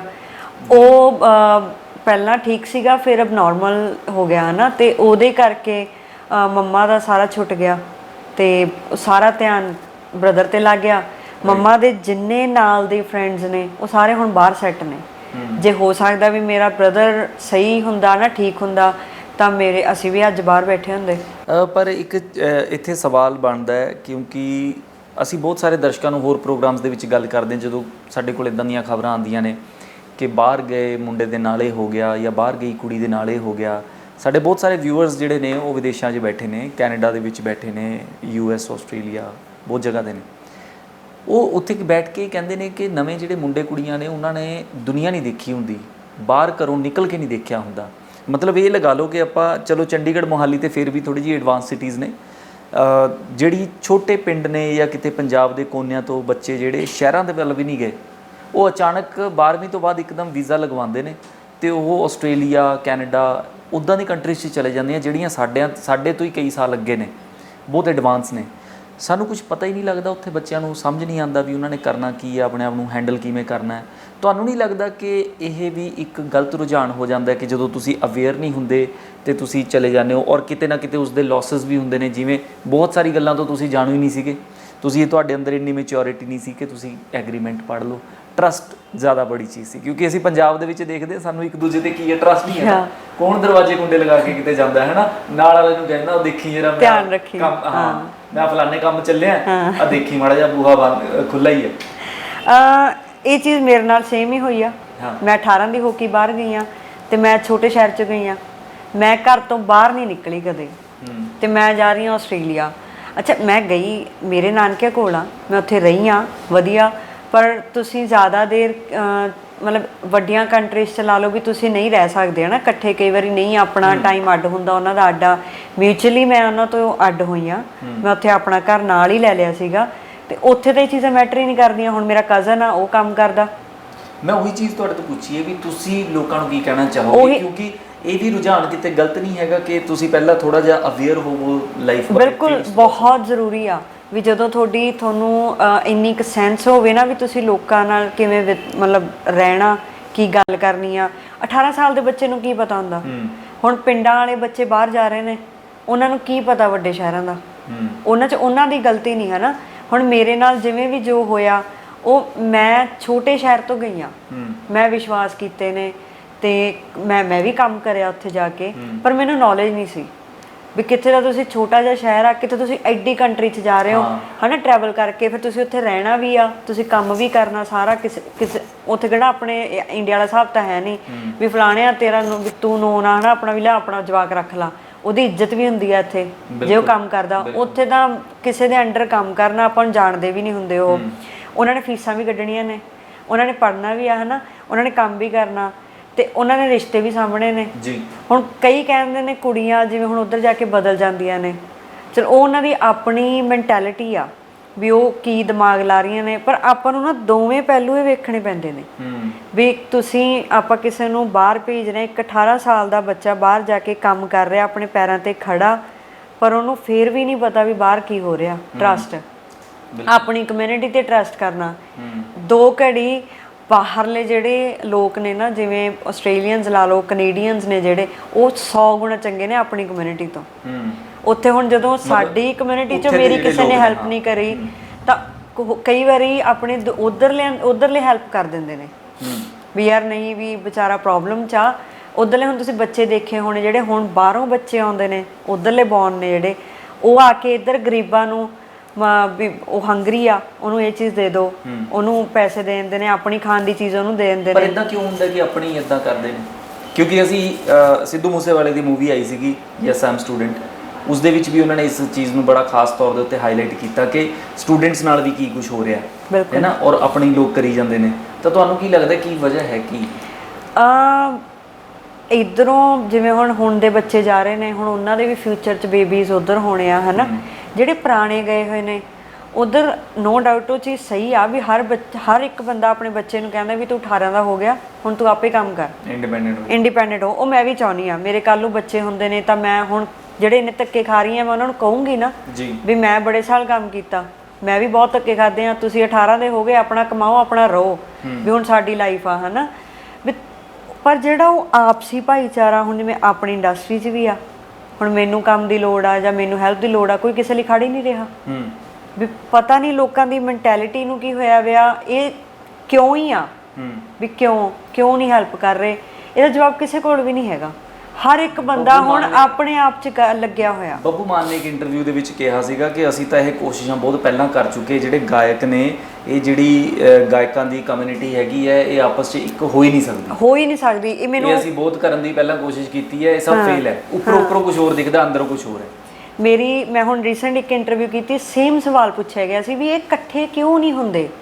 ਵੀ ਕਲਾਕਾਰ ਕਹਿੰਦੇ, ਹੁਣ ਪੱਤਰਕਾਰਾਂ 'ਚ ਕੋਈ ਗੱਲ ਹੁੰਦੀ ਹੈ ਨਾ, ਕਿਸੇ ਇੱਕ ਪੱਤਰਕਾਰ ਨੂੰ ਪ੍ਰੋਬਲਮ ਆ ਤਾਂ ਅਸੀਂ ਸਾਰੇ ਪੱਤਰਕਾਰ ਇਕੱਠੇ ਹੋ ਜਾਂਦੇ ਆ, ਜਾਂ ਕਿਸੇ ਟੀਚਰ ਨੂੰ ਕੋਈ ਪ੍ਰੋਬਲਮ ਆ, ਜੇ ਉਹ ਸਹੀ ਆ ਤਾਂ ਸਾਰਾ ਸਕੂਲ ਇਕੱਠਾ ਹੋ ਜਾਂਦਾ। ਕਹਿੰਦੇ ਤੁਹਾਡੀ ਲਾਈਨ 'ਚ ਹੁਣ ਤੈਨੂੰ ਲੋੜ ਆ ਤਾਂ ਕਲਾਕਾਰ ਕਿੱਥੇ ਨੇ? ਉਹ ਸਵਾਲ ਫੇਰ ਕਿਉਂ ਨਹੀਂ ਕਰਦੇ? ਜਿਵੇਂ ਬਾਈ ਜੀ ਕਹਿ ਰਹੇ ਨੇ ਨਾ ਵੀ ਸਾਨੂੰ ਵੀ ਅਸੀਂ ਬੜੇ ਸਾਲ ਪਹਿਲਾਂ ਦੇ ਕਰ ਲਏ, ਮੈਂ ਤਾਂ ਹੁਣ ਆਈ ਆ, ਉਹਨਾਂ ਨੇ ਤਾਂ ਬਹੁਤ ਦੁਨੀਆ ਵੇਖ ਚੁੱਕੇ ਨੇ। ਉਹ ਜਦੋਂ ਉਦੋਂ ਨਹੀਂ ਇਕੱਠੇ ਹੋਏ, ਹੁਣ ਸਿੱਧੂ ਬਾਈ ਵਾਲਾ ਐਡਾ ਇਨਸੀਡੈਂਟ ਹੋਇਆ, ਹੁਣ ਵੀ ਕਿਹੜਾ ਇਕੱਠੇ ਨੇ? ਉਹ ਕਿੱਥੇ ਨੇ? ਪੋਸਟ ਪਾ ਕੇ ਸਰ ਜਾਂਦਾ, ਲੋਕੀ ਪੋਸਟ ਪਾਉਂਦੇ ਨੇ। ਬਿਲਕੁਲ ਪੋਸਟ ਹੁਣ ਜੇ ਸਾਡੀ ਇਦਾਂ ਦੀ ਲਾਈਨ ਆ, ਅਸੀਂ ਪੋਸਟ ਨਹੀਂ ਪਾ ਰਹੇ ਤਾਂ ਇਹ ਗਿਆ ਨਹੀਂ। ਮੈਨੂੰ ਬੜੇ ਮੈਸੇਜ ਆਏ ਵੀ ਤੂੰ ਇੱਥੇ ਬੋਲਣ ਜੋਗੀ ਆ ਤੇ ਤੇਤੋਂ ਤਾਂ ਇੱਕ ਫੋਟੋ ਵੀ ਨਹੀਂ ਸਰੀ, ਤੂੰ ਉੱਥੇ ਗਈ ਵੀ ਨਹੀਂ। ਪਰ ਜਦੋਂ ਤੁਸੀਂ ਸਿੱਧੂ ਬਾਰੇ ਪਾਉਂਦੇ ਵੀ ਹੋ ਤਾਂ ਫਿਰ ਸੋਚਦੇ ਨੇ ਕਿ ਇਹ ਲਾਈਮਲਾਈਟ ਲੈ ਕੇ ਉਹਦੇ ਸਹਾਰੇ ਚੱਲਣਾ ਚਾਹੁੰਦੀ ਹੈ। ਮੈਂ ਇੱਕ ਪੋਸਟਰ ਪਾਇਆ ਹੁਣੇ ਵੀ ਸਾਡਾ ਦੁੱਖ ਮਾਂ ਦਾ ਗਾਣਾ ਆ ਰਿਹਾ, ਹਨਾ, ਉਹ ਮੇਰੇ ਬ੍ਰਦਰ ਲਈ ਤੇ ਸਿੱਧੂ ਬਾਈ ਲਈ ਸੀਗਾ ਵੀ ਮਾਵਾਂ ਦੇ ਕੀ ਹਾਲ ਨੇ ਪਿੱਛੋਂ, ਜਾਂ ਘਰ ਦਾ ਕੀ ਹੋ ਜਾਂਦਾ ਨਾ। ਉਹ ਪੋਸਟਰ ਥੱਲੇ ਕਮੈਂਟ ਸੀਗੇ, ਹੁਣ ਤੂੰ ਸਿੱਧੂ ਬਾਈ ਦਾ ਗਾਣਾ ਕਰਕੇ ਫੇਮ ਭਾਲਦੀ ਆ। ਸੋ ਤੁਸੀਂ ਲੋਕਾਂ ਨੂੰ ਕਦੇ ਖੁਸ਼ ਨਹੀਂ ਕਰ ਸਕਦੇ। ਤੁਹਾਨੂੰ ਫਰਕ ਪੈਂਦਾ ਹੈ ਜੇ ਕਮੈਂਟਸ ਦੇ? ਜਦੋਂ ਨਾ ਤੁਸੀਂ ਅਪਸੈਟ ਹੁੰਦੇ ਹੋ, ਹੁਣ ਜਿਵੇਂ ਮੈਂ ਲਾਸਟ ਮੈਨੂੰ 10 ਦਿਨ ਹੋ ਗਿਆ, 10 ਦਿਨ ਤਾਂ ਹੋ ਗਏ, ਮੇਰੀ ਨੀਂਦ 1-2 ਘੰਟੇ ਦੀ ਆ, ਮੈਨੂੰ ਆਈ ਨਹੀਂ ਰਹੀ। ਮੈਂ ਰੂਮ ਤੋਂ ਬਾਹਰ ਚਲੀ ਜਾਂਦੀ ਆ, ਥੱਲੇ ਪਾਰਕ ਚਲੇ ਜਾਓ, ਉੱਪਰ ਆ ਜਾਂਦੀ ਆ। ਜਦੋਂ ਤੁਸੀਂ ਇਰੀਟੇਟ ਹੋਏ ਹੁੰਦੇ ਹੋ ਨਾ, ਫਿਰ ਇਹ ਬਹੁਤ ਮੈਟਰ ਕਰਦੀਆਂ ਨੇ ਚੀਜ਼ਾਂ। ਫਿਰ ਮੈਂ ਰਿਪਲਾਈ ਕਰਦੀ ਨਹੀਂ ਹੁੰਦੀ, ਮੈਂ ਬੜੀ ਟਰਾਈ ਕਰਦੀ ਨਹੀਂ, ਮੈਂ ਬਹੁਤ ਕੂਲ ਜੀ ਰਹਿਣੀ ਆ ਵੀ ਛੱਡੋ, ਕੋਈ ਚੱਕਰ ਨਹੀਂ, ਕੋਈ ਚੱਕਰ। ਪਰ ਜਦੋਂ ਨਾ ਕੋਈ ਤੁਹਾਨੂੰ ਐਂ ਇੱਕ ਪੈਨ ਕਰੀ ਜਾਓ, ਤੁਸੀਂ ਹਾਰ ਕੇ ਉਹਨੂੰ ਬੋਲੋਗੇ। ਮੇਰਾ ਉਹ ਮੇਰਾ ਸੁਭਾਅ ਫਿਰ ਉੱਦਾਂ ਦਾ ਵੀ ਜੇ ਮੈਂ ਤੁਹਾਨੂੰ ਕੁਝ ਨਹੀਂ ਕਹਿ ਰਹੀ, ਪਰ ਜੇ ਤੁਸੀਂ ਇੱਕ ਲੈਵਲ 'ਤੇ ਜਾ ਕੇ ਤੁਸੀਂ ਫਿਰ ਆਪਣਾ ਨਹੀਂ ਹਟੋਗੇ ਤਾਂ ਫਿਰ ਤੁਸੀਂ ਸਾਡੇ ਤੋਂ ਵੀ ਸੁਣੋਗੇ। ਫਿਰ ਉੱਥੇ ਵੀ ਅਸੀਂ ਮਾੜੇ ਵੱਜਦੇ ਹਾਂ, ਇਹਨੂੰ ਤਾਂ ਬੋਲਣ ਦੀ ਅਕਲ ਨਹੀਂ, ਇਹ ਸਾਨੂੰ ਜਵਾਬ ਦਿੰਦੇ। ਮੈਂ ਕਈ ਵਾਰੀ ਕਮੈਂਟ ਹੀ ਹੋਈ ਜਾਂਦੀ ਨਹੀਂ, ਅੱਕੀ ਹੋਈ ਵੀ ਹੋਰ ਤਾਂ ਕਿਸੇ ਤੇ ਗੁੱਸਾ ਉਤਰਦਾ ਨਹੀਂ, ਹੁਣ ਉਹ ਚੀਜ਼ ਲੱਗੇ ਰਹੋ। ਐ ਨਹੀਂ ਲੱਗਦਾ ਜਿਵੇਂ ਸਲੀਨਾ ਕਿਹਾ ਜਾਂਦਾ ਹੁੰਦਾ ਸੀਗਾ ਸ਼ੁਰੂ ਤੋਂ ਕਿ ਆਹ ਕੰਮ ਨਾ ਕਰੋ, ਉਹ ਕੰਮ ਨਾ ਕਰੋ, ਹੈ ਨਾ, 4 ਲੋਕ ਕੀ ਕਹਿਣਗੇ? ਤਾਂ ਉਹ ਮੈਨੂੰ ਲੱਗਦਾ ਉਹ ਸਾਰੇ 4 ਲੋਕ ਜਿਹੜੇ ਨੇ ਇਕੱਠੇ ਹੋ ਗਏ ਸੋਸ਼ਲ ਮੀਡੀਆ ਦੇ ਉੱਤੇ ਕਮੈਂਟ ਕਰਨ ਲਈ। ਮੈਨੂੰ ਤਾਂ 4 ਲੋਕ ਹੀ ਨਹੀਂ ਲੱਭੇ, ਅੱਜ ਤੱਕ ਨਹੀਂ ਲੱਭੇ। ਮੈਂ ਹੁਣ ਵੀ ਘਰੇ ਜਾਂਦੀ ਆ ਨਾ ਤਾਂ ਮੰਮੀ ਉਹਨੇ ਮੈਨੂੰ ਕਹਿਣਗੇ ਤੂੰ ਆਹ ਕੀ ਬੋਲੀ ਜਾਂਦੀ ਆ, ਤੂੰ ਇਦਾਂ ਕਾਹਤੇ ਕਹਿ ਰਹੀ ਆ। ਪਰ ਇਹ ਉਹੀ ਨਹੀਂ ਹੈ ਜੋ ਤੁਹਾਨੂੰ ਕਮੈਂਟ ਕਰਕੇ ਹਾਂ ਤੇ ਲੋਕ ਕਹਿਣਗੇ ਉਹ ਲੋਕਾਂ ਨੇ ਐਂ ਕਹਿਣਾ, ਮੈਂ ਲੋਕ ਕਿੱਥੇ ਨੇ? ਆਹ ਗਲੀ ਵਾਲੇ ਜਿਹੜੇ ਤੁਹਾਡੇ ਨਾਲ ਖੜ ਵੀ ਨਹੀਂ ਰਹੇ, ਇਹ ਤੁਹਾਨੂੰ ਪੈਸੇ ਦਿੰਦੇ ਨੇ ਆ ਕੇ, ਜਾਂ ਜੇ ਮੈਂ ਉੱਥੇ ਰਹਿ ਰਹੀ ਹਾਂ ਮੋਹਾਲੀ, ਹੈ ਨਾ, ਜਾਂ ਮੈਂ ਜਿੱਥੇ ਵੀ ਆਪਣਾ ਕੰਮ ਕਰ ਰਹੀ ਹਾਂ, ਮੈਂ ਕੰਮ ਦੇ ਰਹੀ ਹਾਂ ਤੇ ਤਾਂ ਮੈਨੂੰ ਅਗਲਾ ਪੇ ਕਰ ਰਿਹਾ। ਆਪਾਂ ਮੁਫਤ ਦਾ ਕੁਝ ਵੀ ਨਹੀਂ ਕਰ ਰਹੇ। ਬਟ ਇਹਨਾਂ ਦੇ ਵਿੱਚ ਹੀ ਸਾਡੇ ਦਰਸ਼ਕ ਵੀ ਬੈਠੇ ਨੇ, ਇਹਨਾਂ ਦੇ ਵਿੱਚ ਹੀ ਸਾਨੂੰ ਪਿਆਰ ਕਰਨ ਵਾਲੇ ਵੀ ਬੈਠੇ ਨੇ, ਇਹਨਾਂ ਦੇ ਵਿੱਚ ਹੀ ਸਾਨੂੰ ਹੇਟ ਕਰਨ ਵਾਲੇ ਵੀ ਬੈਠੇ ਨੇ। ਪਛਾਣਨਾ ਮੁਸ਼ਕਲ ਹੈ, ਕੋਈ ਚਿਹਰਾ ਨਹੀਂ ਹੈ। ਉਹੀ ਲੋਕ ਨੇ ਜਿਹੜੇ ਸਲੀਨਾ ਸ਼ੈਲੀ ਨੂੰ ਹਮੇਸ਼ਾ ਦੇਖਣਾ ਚਾਹੁੰਦੇ ਸੀ, ਵੇਟ ਕਰਦੇ ਨੇ ਕਿ ਗਾਣਾ ਕਦੋਂ ਆ ਰਿਹਾ, ਤੇ ਉਹਨਾਂ ਹੀ ਲੋਕਾਂ ਦੇ ਵਿੱਚ ਕੁਝ ਐਸੇ ਵੀ ਬੈਠੇ ਨੇ ਜੋ ਇਦਾਂ ਦੇ ਕਮੈਂਟ ਕਰ ਦਿੰਦੇ ਨੇ, ਹੇਟ ਸਪੀਚ ਦੇ ਦਿੰਦੇ ਨੇ। ਸਾਡੀ ਇੰਡਸਟਰੀ ਤੇ ਹਾਲਾਂਕਿ ਇੰਨਾ ਕੁਝ ਫੇਸ ਨਹੀਂ ਕਰ ਰਹੀ, ਬਾਲੀਵੁੱਡ ਦੇ ਵਿੱਚ ਬਹੁਤ ਕੁਝ ਲੋਕੀ ਫੇਸ ਕਰ ਰਹੇ ਨੇ, ਸਰੇਆਮ ਗਾਲਾਂ ਹੀ ਕੱਢ ਦਿੰਦੇ ਨੇ, ਲੋਕੀ ਲਿਖ ਦਿੰਦੇ ਨੇ। ਤਾਂ ਇਸ ਬਾਰੇ ਤੁਹਾਡਾ ਓਪੀਨੀਅਨ ਕੀ ਹੈ? ਕਿਉਂਕਿ ਤੁਹਾਨੂੰ ਵੀ ਸੋਸ਼ਲ ਮੀਡੀਆ ਨੇ ਹੀ ਬਣਾਇਆ ਸੀ, ਲੋਕਾਂ ਨੇ ਪਸੰਦ ਕੀਤਾ ਸੀਗਾ ਤੁਹਾਨੂੰ, ਤਾਂ ਉਹਨਾਂ ਨੇ ਤੁਹਾਨੂੰ ਇੱਕ ਮੁਕਾਮ ਦਿੱਤਾ ਕਿ ਤੁਸੀਂ ਸਭ ਦੇ ਸਾਹਮਣੇ ਆ ਸਕੇ। ਸੋ ਤੁਹਾਡਾ ਓਪੀਨੀਅਨ ਕੀ ਕਹਿੰਦਾ ਇਸ ਚੀਜ਼ ਬਾਰੇ? ਜਿਵੇਂ ਮੈਂ ਸੋਸ਼ਲ ਮੀਡੀਆ ਤੋਂ ਚੱਲੀ ਆ ਹਨਾ, ਤੇ ਟੱਚਵੁੱਡ ਮੇਰੇ ਅਕਾਊਂਟਸ ਇੰਨੇ ਕਿ ਮੈਂ ਵਧੀਆ ਹੈਂਡਲ ਕੀਤੇ ਹੋਏ ਨੇ ਵੀ ਜੇ ਤੁਹਾਡਾ 2 ਮਹੀਨੇ ਗਾਣਾ ਨਹੀਂ ਨਾ ਹੁੰਦਾ ਤਾਂ ਤੁਹਾਨੂੰ ਲੋਕ ਭੁੱਲ ਜਾਂਦੇ ਨੇ। ਤੇ ਮੈਨੂੰ ਤਾਂ ਕਿੰਨੇ ਸਾਲ ਹੋ ਗਏ ਪਰ ਮੈਨੂੰ ਨਹੀਂ ਲੋਕ ਭੁੱਲ ਰਹੇ, ਮੈਂ ਉੱਥੇ ਹੀ ਆ।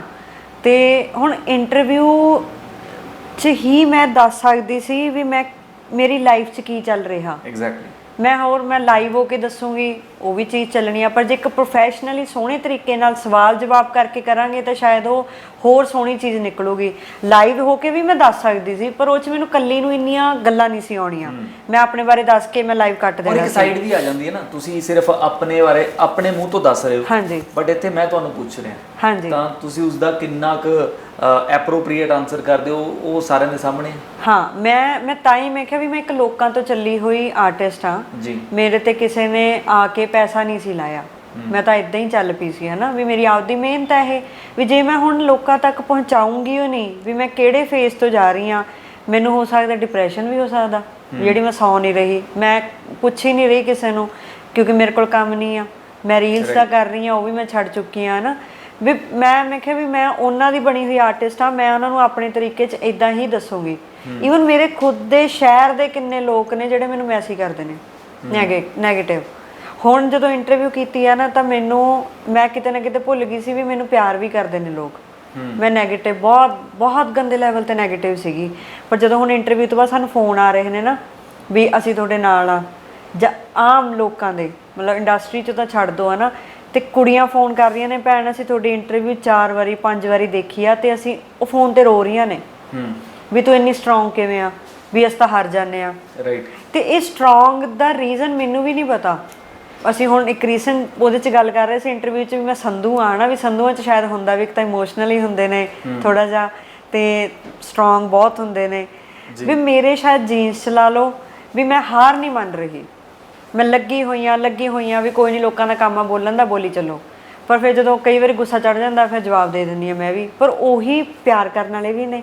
ਹੁਣ ਮੈਨੂੰ ਕਿੰਨਾ ਪਿਆਰ ਆ ਰਿਹਾ, ਕਿੰਨੇ ਫੋਨ ਆ ਰਹੇ ਨੇ ਹਨਾ ਵੀ ਆਪਾਂ ਤੁਹਾਡੇ ਨਾਲ ਆ, ਆਪਾਂ ਤੁਹਾਡੀ ਫਾਈਨੈਂਸ਼ੀਅਲੀ ਹੈਲਪ ਕਰਦੇ ਆ, ਵੀ ਜੇ ਤੁਹਾਨੂੰ ਪੈਸਿਆਂ ਦੀ ਲੋੜ ਆ। ਕੁੜੀਆਂ ਭੈਣ ਅਸੀਂ ਇੱਥੇ ਜੌਬ ਕਰਦੇ ਆ ਕੈਨੇਡਾ 'ਚ, ਪਰ ਜਿੰਨੇ ਤੁਸੀਂ ਪੈਸੇ ਕਹੋਗੇ ਤੁਹਾਨੂੰ ਭੇਜਣ ਨੂੰ ਤਿਆਰ ਆ। ਅੱਛਾ, ਇੰਦਰਜੀਤ ਨਿੱਕੂ ਨੂੰ ਇੱਕ ਵੀਡੀਓ ਵਾਇਰਲ ਹੁੰਦੀ ਹੈ ਉਹਨਾਂ ਦੀ, ਉਸ ਤੋਂ ਬਾਅਦ ਉਹਨਾਂ ਨੂੰ ਮਦਦ ਮਿਲ ਜਾਂਦੀ ਹੈ ਉਧਰੋਂ ਦਿਲਜੀਤ ਦੋਸਾਂਝ, ਹਾਲਾਂਕਿ ਜਿਨ੍ਹਾਂ ਬਾਰੇ ਇੰਦਰਜੀਤ ਨਿੱਕੂ ਖੁਦ ਮਾੜਾ ਬੋਲਦੇ ਰਹੇ ਨੇ ਹੈ ਨਾ, ਜਿੱਥੇ ਇਹ ਗੱਲ ਵੀ ਹੁੰਦੀ ਰਹੀ ਹੈ ਕਿ ਉਹ ਤੇ ਪੱਗ ਮੈਨੂੰ ਬੰਨ੍ਹਣੀ, ਇਹਦੇ ਵਿੱਚ ਖੈਰ ਗਲਤ ਨਹੀਂ ਹੈ ਕੁਝ। ਪੱਗ ਇੰਦਰਜੀਤ ਨਿੱਕੂ ਨੂੰ ਹੀ ਦਿਲਜੀਤ ਦੋਸਾਂਝ ਨੇ ਦੇਖ ਕੇ ਬੰਨ੍ਹਣੀ ਸ਼ੁਰੂ ਕੀਤੀ ਸੀ, ਉਹਨਾਂ ਨੇ ਪੋਸਟ ਵੀ ਪਾਇਆ, ਉਹਨਾਂ ਨੇ ਪਹਿਲਾਂ ਵੀ ਜ਼ਿਕਰ ਕੀਤਾ ਇਸ ਗੱਲ ਦਾ। ਬਟ ਕਿਤੇ ਨਾ ਕਿਤੇ ਅਸੀਂ ਇੰਦਰਜੀਤ ਨਿੱਕੂ ਦੀ ਬਹੁਤ ਸਾਰੀ ਇੰਟਰਵਿਊਜ਼ ਦੇ ਵਿੱਚ ਇਹ ਦੇਖਦੇ ਸੀਗੇ ਕਿ ਉਹ ਥੋੜ੍ਹੇ ਜਿਹੇ ਅਲੱਗ ਟੋਨ ਦੇ ਵਿੱਚ, ਅਲੱਗ ਤਰੀਕੇ ਦੇ ਨਾਲ ਦਿਲਜੀਤ ਦੋਸਾਂਝ ਬਾਰੇ ਗੱਲ ਕਰਦੇ ਹੁੰਦੇ ਸੀ ਕਿ ਨਹੀਂ ਉਹ ਤਾਂ ਬਹੁਤ ਬਾਅਦ 'ਚ ਆਇਆ, ਅਸੀਂ ਬਹੁਤ ਪਹਿਲਾਂ ਸੀਗੇ। ਪਰ ਦਿਲਜੀਤ ਦੋਸਾਂਝ ਨੇ ਪਹਿਲਾਂ ਕਾਲ ਕੀਤੀ, ਆਫਰ ਵੀ ਕੀਤਾ ਹੈ ਨਾ ਕਿ ਮੇਰੀ ਨੈਕਸਟ ਫਿਲਮ ਦੇ ਵਿੱਚ ਤੁਹਾਡਾ ਗਾਣਾ ਹੋਊਗਾ ਪੱਕਾ। ਉੱਧਰੋਂ ਗਿੱਪੀ ਗਰੇਵਾਲ ਨੇ ਸਪੋਰਟ ਕੀਤਾ, ਹੈਪੀ ਰਾਏਕੋਟੀ ਨੇ ਕਾਲ ਕੀਤੀ। ਗਿੱਪੀ ਗਰੇਵਾਲ ਦੀ ਫਿਲਮ ਆ ਰਹੀ ਸੀਗੀ, ਉਹਨਾਂ ਨੇ ਆਪਣੀ ਪਰਫਾਰਮੈਂਸ ਦੇ ਵਿੱਚ ਉਹਨਾਂ ਨੂੰ ਪਾਰਟਿਸਿਪੇਟ ਕਰਵਾਇਆ, ਪ੍ਰਮੋਸ਼ਨ ਦੇ ਵਿੱਚ ਮਦਦ ਮਿਲ ਗਈ। ਪਰ ਸਲੀਨਾ ਸ਼ੈਲੀ ਨੂੰ ਕਿਉਂ ਨਹੀਂ ਕੋਈ ਮਦਦ ਦੇ ਰਿਹਾ, ਜਾਂ ਉਹਨਾਂ ਨੂੰ ਕਿਉਂ ਨਹੀਂ ਮਦਦ ਮਿਲ ਰਹੀ? ਕੀ ਵਜ੍ਹਾ ਲੱਗਦੀ ਹੈ ਤੁਹਾਨੂੰ? ਪਹਿਲਾਂ ਮੇਰੀ ਸ਼ਾਇਦ ਥਿੰਕਿੰਗ ਸੀਗੀ ਵੀ ਮੈਂ ਇੱਕ ਕੁੜੀ ਆ, ਮੈਂ ਬੜੇ ਜਣਿਆਂ ਤੋਂ ਜਿਵੇਂ ਮੈਂ ਕਹਿਣਾ ਨਾ ਵੀ ਮੇਰਾ ਗਾਣਾ ਕਰ ਦਿਓ, ਡਮੀਜ਼ ਬਣੀਆਂ ਪਈਆਂ ਨੇ, ਬਸ ਉਹ ਪੂਰ ਨਹੀਂ ਚੜ ਰਹੀਆਂ। ਫਿਰ ਮੇਰੇ ਮਨ 'ਚ ਗਿਆ ਵੀ ਹੋ ਸਕਦਾ ਵੀ ਹੁਣ ਤੁਸੀਂ ਹੋ ਹੈ ਨਾ, ਆਪਾਂ ਖੁੱਲ੍ਹ ਕੇ ਗੱਲ ਕਰ ਰਹੇ ਹਾਂ, ਕੁਛ ਬੰਦੇ ਨਹੀਂ ਕਰਦੇ ਵੀ ਪਤਾ ਨਹੀਂ ਉਹਨਾਂ ਦੇ ਮਨ 'ਚ ਕੀ ਹੋਣਾ ਵੀ ਕੰਮ ਨਹੀਂ ਜਿਹੜਾ ਕਰ ਰਹੇ। ਫਿਰ ਮੈਂ ਮੈਨੇਜਮੈਂਟ ਦਿੰਦੀ ਆ, 2-3 ਮਹੀਨੇ ਹੋ ਗਏ ਅੱਗੇ ਦਿੱਤੀ ਕਿਸੇ ਨੂੰ, ਉਹਨਾਂ ਨੂੰ ਵੀ ਸੇਮ ਪ੍ਰੋਬਲਮ ਆ ਰਹੀ ਆ। ਉਹ ਕਦੇ ਕਿਤੇ ਗੱਲ ਕਰ ਰਹੇ ਨੇ, ਕਦੇ ਕਿਤੇ ਅੱਗੋਂ ਰੀਜ਼ਨ ਆਉਂਦੇ ਨੇ ਫਰੈਸ਼ ਫੇਸ ਨਹੀਂ ਆ। ਅੱਛਾ, ਇਹ ਤਾਂ 8 ਸਾਲ ਹੋ ਗਏ ਚੱਲੀ ਹੋਈ ਆ, ਇਹਦਾ ਹੁਣ ਕਿਵੇਂ ਕਰ ਸਕਦੇ ਆ? ਹੁਣ ਨਵੇਂ ਚਿਹਰੇ ਬਹੁਤ ਨੇ। ਲੋਕਾਂ ਨੂੰ ਇਹ ਤਾਂ ਨਹੀਂ ਹੋ ਗਿਆ ਕਿ ਡਿਸਪਿਊਟ ਇੰਨਾ ਅੰਡਰਸਟੈਂਡਿੰਗ ਕੀਤਾ ਔਰ ਇਹ ਸੋਚ ਲਿਆ ਕਿ ਇਹ ਫਲॉप ਆਰਟਿਸਟ ਹੋ ਗਿਆ? ਇਹ ਵੀ ਚੀਜ਼ ਹੋਈ ਆ। ਜਵਾਬ ਇਹ ਵੀ ਆਇਆ ਵੀ ਉਹਦਾ 8 ਸਾਲ ਦਾ ਗੈਪ ਸੀਗਾ, ਜਾਂ ਫਿਰ ਪਤਾ ਨਹੀਂ ਕੀ ਹੋਇਆ। ਡੀਫੇਮ ਕਰਨ ਵਾਲੀਆਂ ਤੁਹਾਡੇ ਬਾਰੇ ਗੱਲਾਂ ਉਧਰੋਂ ਵੀ ਬੋਲੀਆਂ ਗਈਆਂ, ਉਹ ਵੀ ਕਿਤੇ ਨਾ ਕਿਤੇ ਲੱਗਦਾ ਹੈ ਕਿ ਕੱਲ ਨੂੰ ਸਾਡੇ ਨਾਲ ਨਾ ਕੋਈ ਚੱਕਰ ਪਾ ਲਵੇ। ਹਾਂ, ਇਹ ਚੀਜ਼ ਆ ਰਹੀ ਆ ਵੀ 8 ਸਾਲ ਦਾ ਗੈਪ ਆ। ਖਬਰਾਂ ਉਹਨਾਂ ਨਾਲ ਕੀ ਗੱਲ ਹੋਈ ਸੀ ਵੀ ਜਿਹੜਾ ਉਹਨਾਂ ਨਾਲ ਇਹਨਾਂ ਦੀ ਨਿਭੀ ਨਹੀਂ ਹੈ ਨਾ, ਪਰ ਉਹ ਉਹਨਾਂ ਨਾਲ ਮੇਰਾ ਪ੍ਰੋਫੈਸ਼ਨਲੀ ਹੈ ਹੀ ਨਹੀਂ ਸੀ। ਹੁਣ ਤਾਂ ਪ੍ਰੋਫੈਸ਼ਨਲੀ ਬਹੁਤ ਕੰਮ ਹੁੰਦੇ ਨੇ। ਮਤਲਬ ਇੱਕ ਛੋਟਾ ਜਿਹਾ ਗਲਤ ਡਿਸੀਜਨ ਤੁਹਾਡੇ ਲਈ ਕਿੰਨਾ ਹਾਰਮਫੁਲ ਮੇਰੀ ਗਲਤੀ ਆ ਵੀ ਮੈਂ ਪੜ੍ਹੇ ਨਹੀਂ, ਮੈਂ ਸਾਈਨ ਕੀਤੇ ਹਨਾ, ਮੈਂ ਉਹਨਾਂ ਨੂੰ ਵੀ ਕਿਉਂ ਗਲਤ ਕਹਾਂ ਜਦੋਂ ਮੈਨੂੰ ਕੁਝ ਦੇ ਰਹੇ ਨੇ। ਚਲੋ ਜਿਹਨੇ ਟਰਸਟ ਤੋੜਿਆ, ਮੈਂ ਆਈ ਮਸਟ ਉਹਨਾਂ ਦੀ ਟਰਸਟ ਤੋੜਨ ਵਾਲੀ ਆ, ਬਟ ਮਤਲਬ ਸਾਡੀ ਇੱਕ ਅਣਜਾਣੇ ਇੱਕ ਛੋਟੀ ਜੀ ਗੱਲ ਹੋਈ ਹੈ ਤੇ ਉਹ ਇੰਨੀ ਭਾਰੂ ਪੈ ਸਕਦੀ ਹੈ ਕਿ ਕੈਰੀਅਰ ਨੂੰ ਹੀ ਐਡਾ ਤਗੜਾ ਫਸਾ ਦੇ। ਮੇਰਾ ਕੈਰੀਅਰ ਮੇਰੇ ਇੱਕ ਸਾਈਨ ਕਰਕੇ ਖਰਾਬ ਹੋਇਆ ਨਾ, ਪਰ ਜਦੋਂ ਤੁਸੀਂ ਇੱਕ ਟਰਸਟ ਕਰਦੇ ਹੋ ਨਾ, ਹੁਣ ਮੈਂ ਕਰਦੀ ਨਹੀਂ, ਮੈਂ ਕਿਸੇ ਦੇ ਨਹੀਂ ਕਰਦੀ ਵੀ ਜਿਹੜੇ ਹੁਣ ਵੀ ਰੀਸੈਂਟਲੀ ਮੈਂ ਜਿਹੜੇ ਬੰਦਿਆਂ ਦੀ ਮੈਂ ਕਦੇ ਹੈਲਪ ਕੀਤੀ ਆ ਔਖੇ ਸਮੇਂ 'ਚ, ਆਪ ਔਖੀ ਹੋ ਕੇ, ਉਹ ਵੀ ਮੈਨੂੰ ਕਹਿੰਦੇ ਨੇ ਤੂੰ ਕੀਤਾ ਕੀ ਆ, ਹੁਣ ਮੈਂ ਪਿੱਛੇ ਹਟ ਗਈ। ਸਿੱਧੂ ਮੂਸੇਵਾਲੇ ਦੇ ਨਾਲ ਵੀ ਕੁਝ ਇਦਾਂ ਦੀਆਂ ਚੀਜ਼ਾਂ ਹੋਈਆਂ। ਇਸ ਤੋਂ ਇਲਾਵਾ ਅਗਰ ਗੱਲ ਕਰੀਏ ਅਸੀਂ ਕੁਲਵਿੰਦਰ ਬਿੱਲਾ ਦੇ ਨਾਲ ਵੀ ਇਦਾਂ ਦਾ ਕੁਝ ਹੋਇਆ। ਉਹਨਾਂ ਦੀ ਇੱਕ ਟਾਈਮ ਸੀ, ਐਪਰੋਪ੍ਰੀਏਟ ਏਜ ਸੀਗੀ ਜਦੋਂ ਉਹ ਨਿਕਲ ਗਈ, ਉਸ ਤੋਂ ਬਾਅਦ ਕਿਤੇ ਉਹ ਬਾਹਰ ਆ ਪਾਏ। ਸਿੱਧੂ ਮੂਸੇਵਾਲੇ ਦੀ ਅਗਰ ਗੱਲ ਕਰੀਏ ਸੋ ਹੁਣ ਤੱਕ ਜਿਹੜੀ ਉਹਨਾਂ ਦੀ ਮੌਤ ਦੇ ਪਿੱਛੇ ਦੇ ਜਿਹੜੀ ਗੁੰਝਲਦਾਰ ਚੀਜ਼ਾਂ ਨੇ, ਉਹਦੇ ਵਿੱਚ ਕਈ ਵਾਰ ਇਹ ਜ਼ਿਕਰ ਹੁੰਦਾ ਰਹਿੰਦਾ ਕਿ ਸਟਾਰਟਿੰਗ 'ਚ ਜਿਨ੍ਹਾਂ ਨੇ ਬਿਜ਼ਨਸ ਕੀਤਾ ਸੀ ਉਹਨਾਂ ਨੇ ਕੁਝ ਸਪੋਇਲ ਕੀਤਾ, ਇਹ ਕੀਤਾ ਉਹ ਕੀਤਾ। ਇੱਦਾਂ ਕਿਉਂ ਹੈ ਕਿ ਸਾਡੀ ਪੰਜਾਬੀ ਇੰਡਸਟਰੀ ਦੇ ਵਿੱਚ ਇਹ ਸਭ ਕੁਝ ਚੀਜ਼ਾਂ ਚੱਲਦੀਆਂ ਨੇ? ਇੱਕ ਐਸੈਟ ਮੰਨ ਲਿਆ ਜਾਂਦਾ ਇੱਕ ਇਨਸਾਨ ਨੂੰ, ਇੱਕ ਆਰਟਿਸਟ ਨੂੰ, ਕਿ ਬਸ ਇਹ ਤੋਂ ਜਿੰਨਾ ਨਿਚੋੜ ਸਕੀਏ ਜਾਂ ਜਿੰਨਾ ਇਸਤੇਮਾਲ ਕਰ ਸਕੀਏ ਕਰ ਲਈਏ। ਬਿਲਕੁਲ। ਜਦੋਂ ਇੱਕ ਆਰਟਿਸਟ ਸਾਈਨ ਕਰਦੇ ਆ ਨਾ, ਕੁਝ ਆਪਣੇ ਕਲਾਕਾਰਾਂ ਦੀਆਂ ਵੀ ਗਲਤੀਆਂ ਹੁੰਦੀਆਂ ਨੇ ਵੀ ਆਪਾਂ ਨੂੰ ਜਦੋਂ ਜਾਂ ਇਮੋਸ਼ਨਲੀ ਲਾ ਲਓ ਵੀ ਜਦੋਂ ਤੁਹਾਨੂੰ ਇੱਕ ਸੁਪਨੇ ਦਿਖਾਏ ਜਾਂਦੇ ਨੇ ਜਾਂ ਡੈਸਪਰੇਸ਼ਨ ਹੁੰਦੀ ਹੈ ਕਿ ਅਸੀਂ ਆ ਜਾਈਏ ਫਟਾਫਟ ਵੀ ਮੈਂ ਗਾਉਣੀ ਆ ਨਾ, ਵੀ ਮੇਰੇ ਤੇ ਪੈਸਾ ਲਾ ਰਹੇ ਨੇ, ਹੋ ਜੋ ਸਾਈਨ, ਮੇਰੇ ਗਾਣੇ ਆਉਣਗੇ। ਪਰ ਉਹ ਕਿਤੇ ਨਾ ਕਿਤੇ ਆਪਣੀ ਗਲਤੀ ਵੀ ਹੁੰਦੀ ਆ ਵੀ ਆਪਾਂ ਕਲਾਕਾਰ ਇੱਕ ਖੁੱਲਾ ਸੋਚਣ ਵਾਲਾ ਹੁੰਦਾ, ਉਹਨੂੰ ਬਹੁਤ ਖੁੱਲੀ ਸੋਚ ਰੱਖਣੀ ਚਾਹੀਦੀ ਆ ਨਾ, ਜਾਂ ਹੁੰਦੀ ਆ ਵੈਸੇ ਵੀ ਹੁਣ ਮੈਨੂੰ ਤੁਸੀਂ ਬੰਨੋਗੇ, ਮੇਰੇ ਤੋਂ ਕੰਮ ਨਹੀਂ ਹੁੰਦਾ ਬੰਨ ਕੇ, ਪਰ ਮੈਨੂੰ ਆਪਣੇ ਆਪ ਲਈ ਟਾਈਮ ਚਾਹੀਦਾ ਵੀ ਮੈਂ ਕਿੱਦਾਂ ਦਾ ਗਾਣਾ ਗਾਉਣਾ, ਮੈਂ ਕੀ ਕਰਨਾ, ਆਪਣੇ ਆਪ ਤੇ ਕੀ ਵਰਕ ਕਰਨਾ ਹੈ ਨਾ। ਉਦੋਂ ਆਪਾਂ ਕਾਲੀ 'ਚ ਡਿਸੀਜ਼ਨ ਲੈ ਜਾਂਦੇ ਆ ਵੀ ਹਾਂ ਇਹ ਮੇਰੇ ਤੇ ਪੈਸਾ ਲਾ ਰਿਹਾ, ਲਵਾ ਲਓ। ਜਿਹੜੇ ਅਗਲੇ 5 ਸਾਲ ਨੇ ਉਹ ਹਰ ਬੰਦਾ ਵੀ ਲਾਇਲ ਨਹੀਂ ਹੁੰਦਾ ਇੱਥੇ, ਜ਼ਿਆਦਾਤਰ ਸਾਰੇ ਖਰਾਬ ਕਰਨ ਵਾਲੇ ਹੁੰਦੇ ਨੇ। ਸੋ ਉਹ ਆਪਣੇ 'ਚ ਹੀ ਗਲਤੀਆਂ ਹੁੰਦੀਆਂ ਨੇ ਵੀ ਆਪਾਂ ਉਦੋਂ ਟਾਈਮ ਤੇ ਦੇਖਦੇ ਨਹੀਂ ਵੀ ਆਪਾਂ ਕੀ ਕਰ ਰਹੇ ਹਾਂ, ਬਾਅਦ 'ਚ ਆਪਾਂ ਮੇਰੇ ਵਰਗੇ ਪਛਤਾਈ ਜਾਂਦੇ ਨੇ ਵੀ ਮੇਰੀ ਗਲਤੀ ਹੈ ਯਾਰ, ਮੈਂ ਕੀ ਕਰ ਬੈਠੀ। ਟਾਈਮ ਤਾਂ ਫਿਰ ਸਾਡਾ ਹੀ ਖਰਾਬ ਹੁੰਦਾ। ਸੋ ਹਰ ਬੰਦੇ ਨੂੰ, ਹੁਣ ਮੈਂ ਤੁਹਾਡੇ ਤੇ ਟਰਸਟ ਕਰ ਰਹੀ ਹਾਂ, ਉਹ ਤੁਹਾਡੀ ਨੇਚਰ ਆ ਨਾ, ਤੁਸੀਂ ਟਰਸਟ ਤੋੜਨਾ, ਮੈਨੂੰ ਤਾਂ ਪਤਾ ਨਹੀਂ, ਮੇਰਾ ਮਨ ਸਾਫ਼ ਆ, ਮੈਂ ਤਾਂ ਕਰ ਰਹੀ ਹਾਂ ਵਿਸ਼ਵਾਸ, ਮੈਂ ਹੁਣ ਵੀ ਕਰ ਲੈਂਦੀ ਆ। ਮੈਨੂੰ ਤੁਸੀਂ ਕਹੋ, ਜੇ ਤੁਸੀਂ ਹੁਣ ਮੈਨੂੰ ਕਿਹਾ ਵੀ ਮੈਂ ਤੇਰੇ ਤੇ ਇੰਨਾ ਪੈਸਾ ਲਾਉਂ, ਮੈਂ ਤੇਰਾ ਗਾਣਾ ਕਰ ਰਿਹਾ, ਮੈਂ ਕਹੂੰ ਹਾਂਜੀ ਬਾਈ ਕਰ ਲੈਂਦੇ ਆ, ਮੈਂ ਅੱਗੋਂ ਕੁਝ ਕਹਿੰਦੀ ਵੀ ਨਹੀਂ ਵੀ ਮੈਨੂੰ ਦੇ ਦਿਓ। ਹਾਂ ਵੀ ਚਲੋ ਇੰਨੇ ਸਾਲ ਹੋ ਗਏ ਕੰਮ ਕੀਤਾ ਨਾ। ਮੈਨੂੰ ਹੁਣ ਵੀ ਕੋਈ ਸ਼ੋਅ ਆਉਂਦਾ ਨਾ, ਮੇਰਾ ਰੀਸੈਂਟਲੀ ਇੱਕ ਸ਼ੋਅ ਸੀਗਾ 2 ਘੰਟੇ ਲਈ ਬੁੱਕ ਹੋਇਆ ਸੀ, ਪੈਸੇ ਵੀ ਕੁਝ ਖਾਸ ਨਹੀਂ ਸੀ, ਪਰ ਮੈਨੂੰ ਚਾਅ ਇੰਨਾ ਸੀ ਗਾਉਣ ਦਾ, ਮੈਂ ਉੱਥੇ 3.5 ਘੰਟੇ ਗਾ ਕੇ ਆਈ ਹਾਂ। ਕੀ ਬਾਤ। ਪੀਰਾਂ ਦਾ ਸ਼ੋਅ ਸੀਗਾ ਉਹ, ਤੇ ਉਹ ਮੇਰੇ ਨਾਲ ਦੀ ਟੀਮ ਵਾਲੇ ਮੈਨੂੰ ਕਹੀ ਜਾਣ ਵੀ ਤੇਰਾ ਟਾਈਮ ਬਹੁਤ ਓਵਰ ਹੋ ਗਿਆ। ਮੈਂ ਕਿਹਾ ਯਾਰ ਮਸਾ ਤਾਂ ਮੈਂ ਗਾਉਣ ਲੱਗੀ ਹਾਂ ਵੀ ਮੈਨੂੰ ਇੰਨੇ ਸਾਲ ਹੋ ਗਏ, ਮੈਂ ਕਿਹਾ ਮੈਨੂੰ ਗਾ ਲੈਣ ਦਿਓ ਵੀ ਇੰਨਾ ਸੋਹਣਾ ਸਾਡਾ ਰਿਹਾ ਵੀ ਮੈਨੂੰ ਆਇਆ ਮੈਂ ਕੰਮ ਕਰਾਂ ਵੀ ਮੈਂ ਬਹੁਤ ਸੌਂ ਲਈ ਹੈ ਨਾ, ਬਹੁਤ ਮੈਂ ਵਿਹਲੇ ਰਹਿ ਕੇ ਵੀ ਦੇਖ ਲਿਆ ਵੀ ਹੁਣ ਮੇਰਾ ਕੰਮ ਕਰਨ ਦਾ ਟਾਈਮ ਆ। ਮੇਰੇ ਕੋਲ ਤਾਂ ਮਤਲਬ ਖਾਣ ਨੂੰ ਵੀ ਟਾਈਮ ਨਾ ਹੋਵੇ, ਮੈਨੂੰ ਹੁਣ ਆਏ ਹੋਇਆ ਪਿਆ।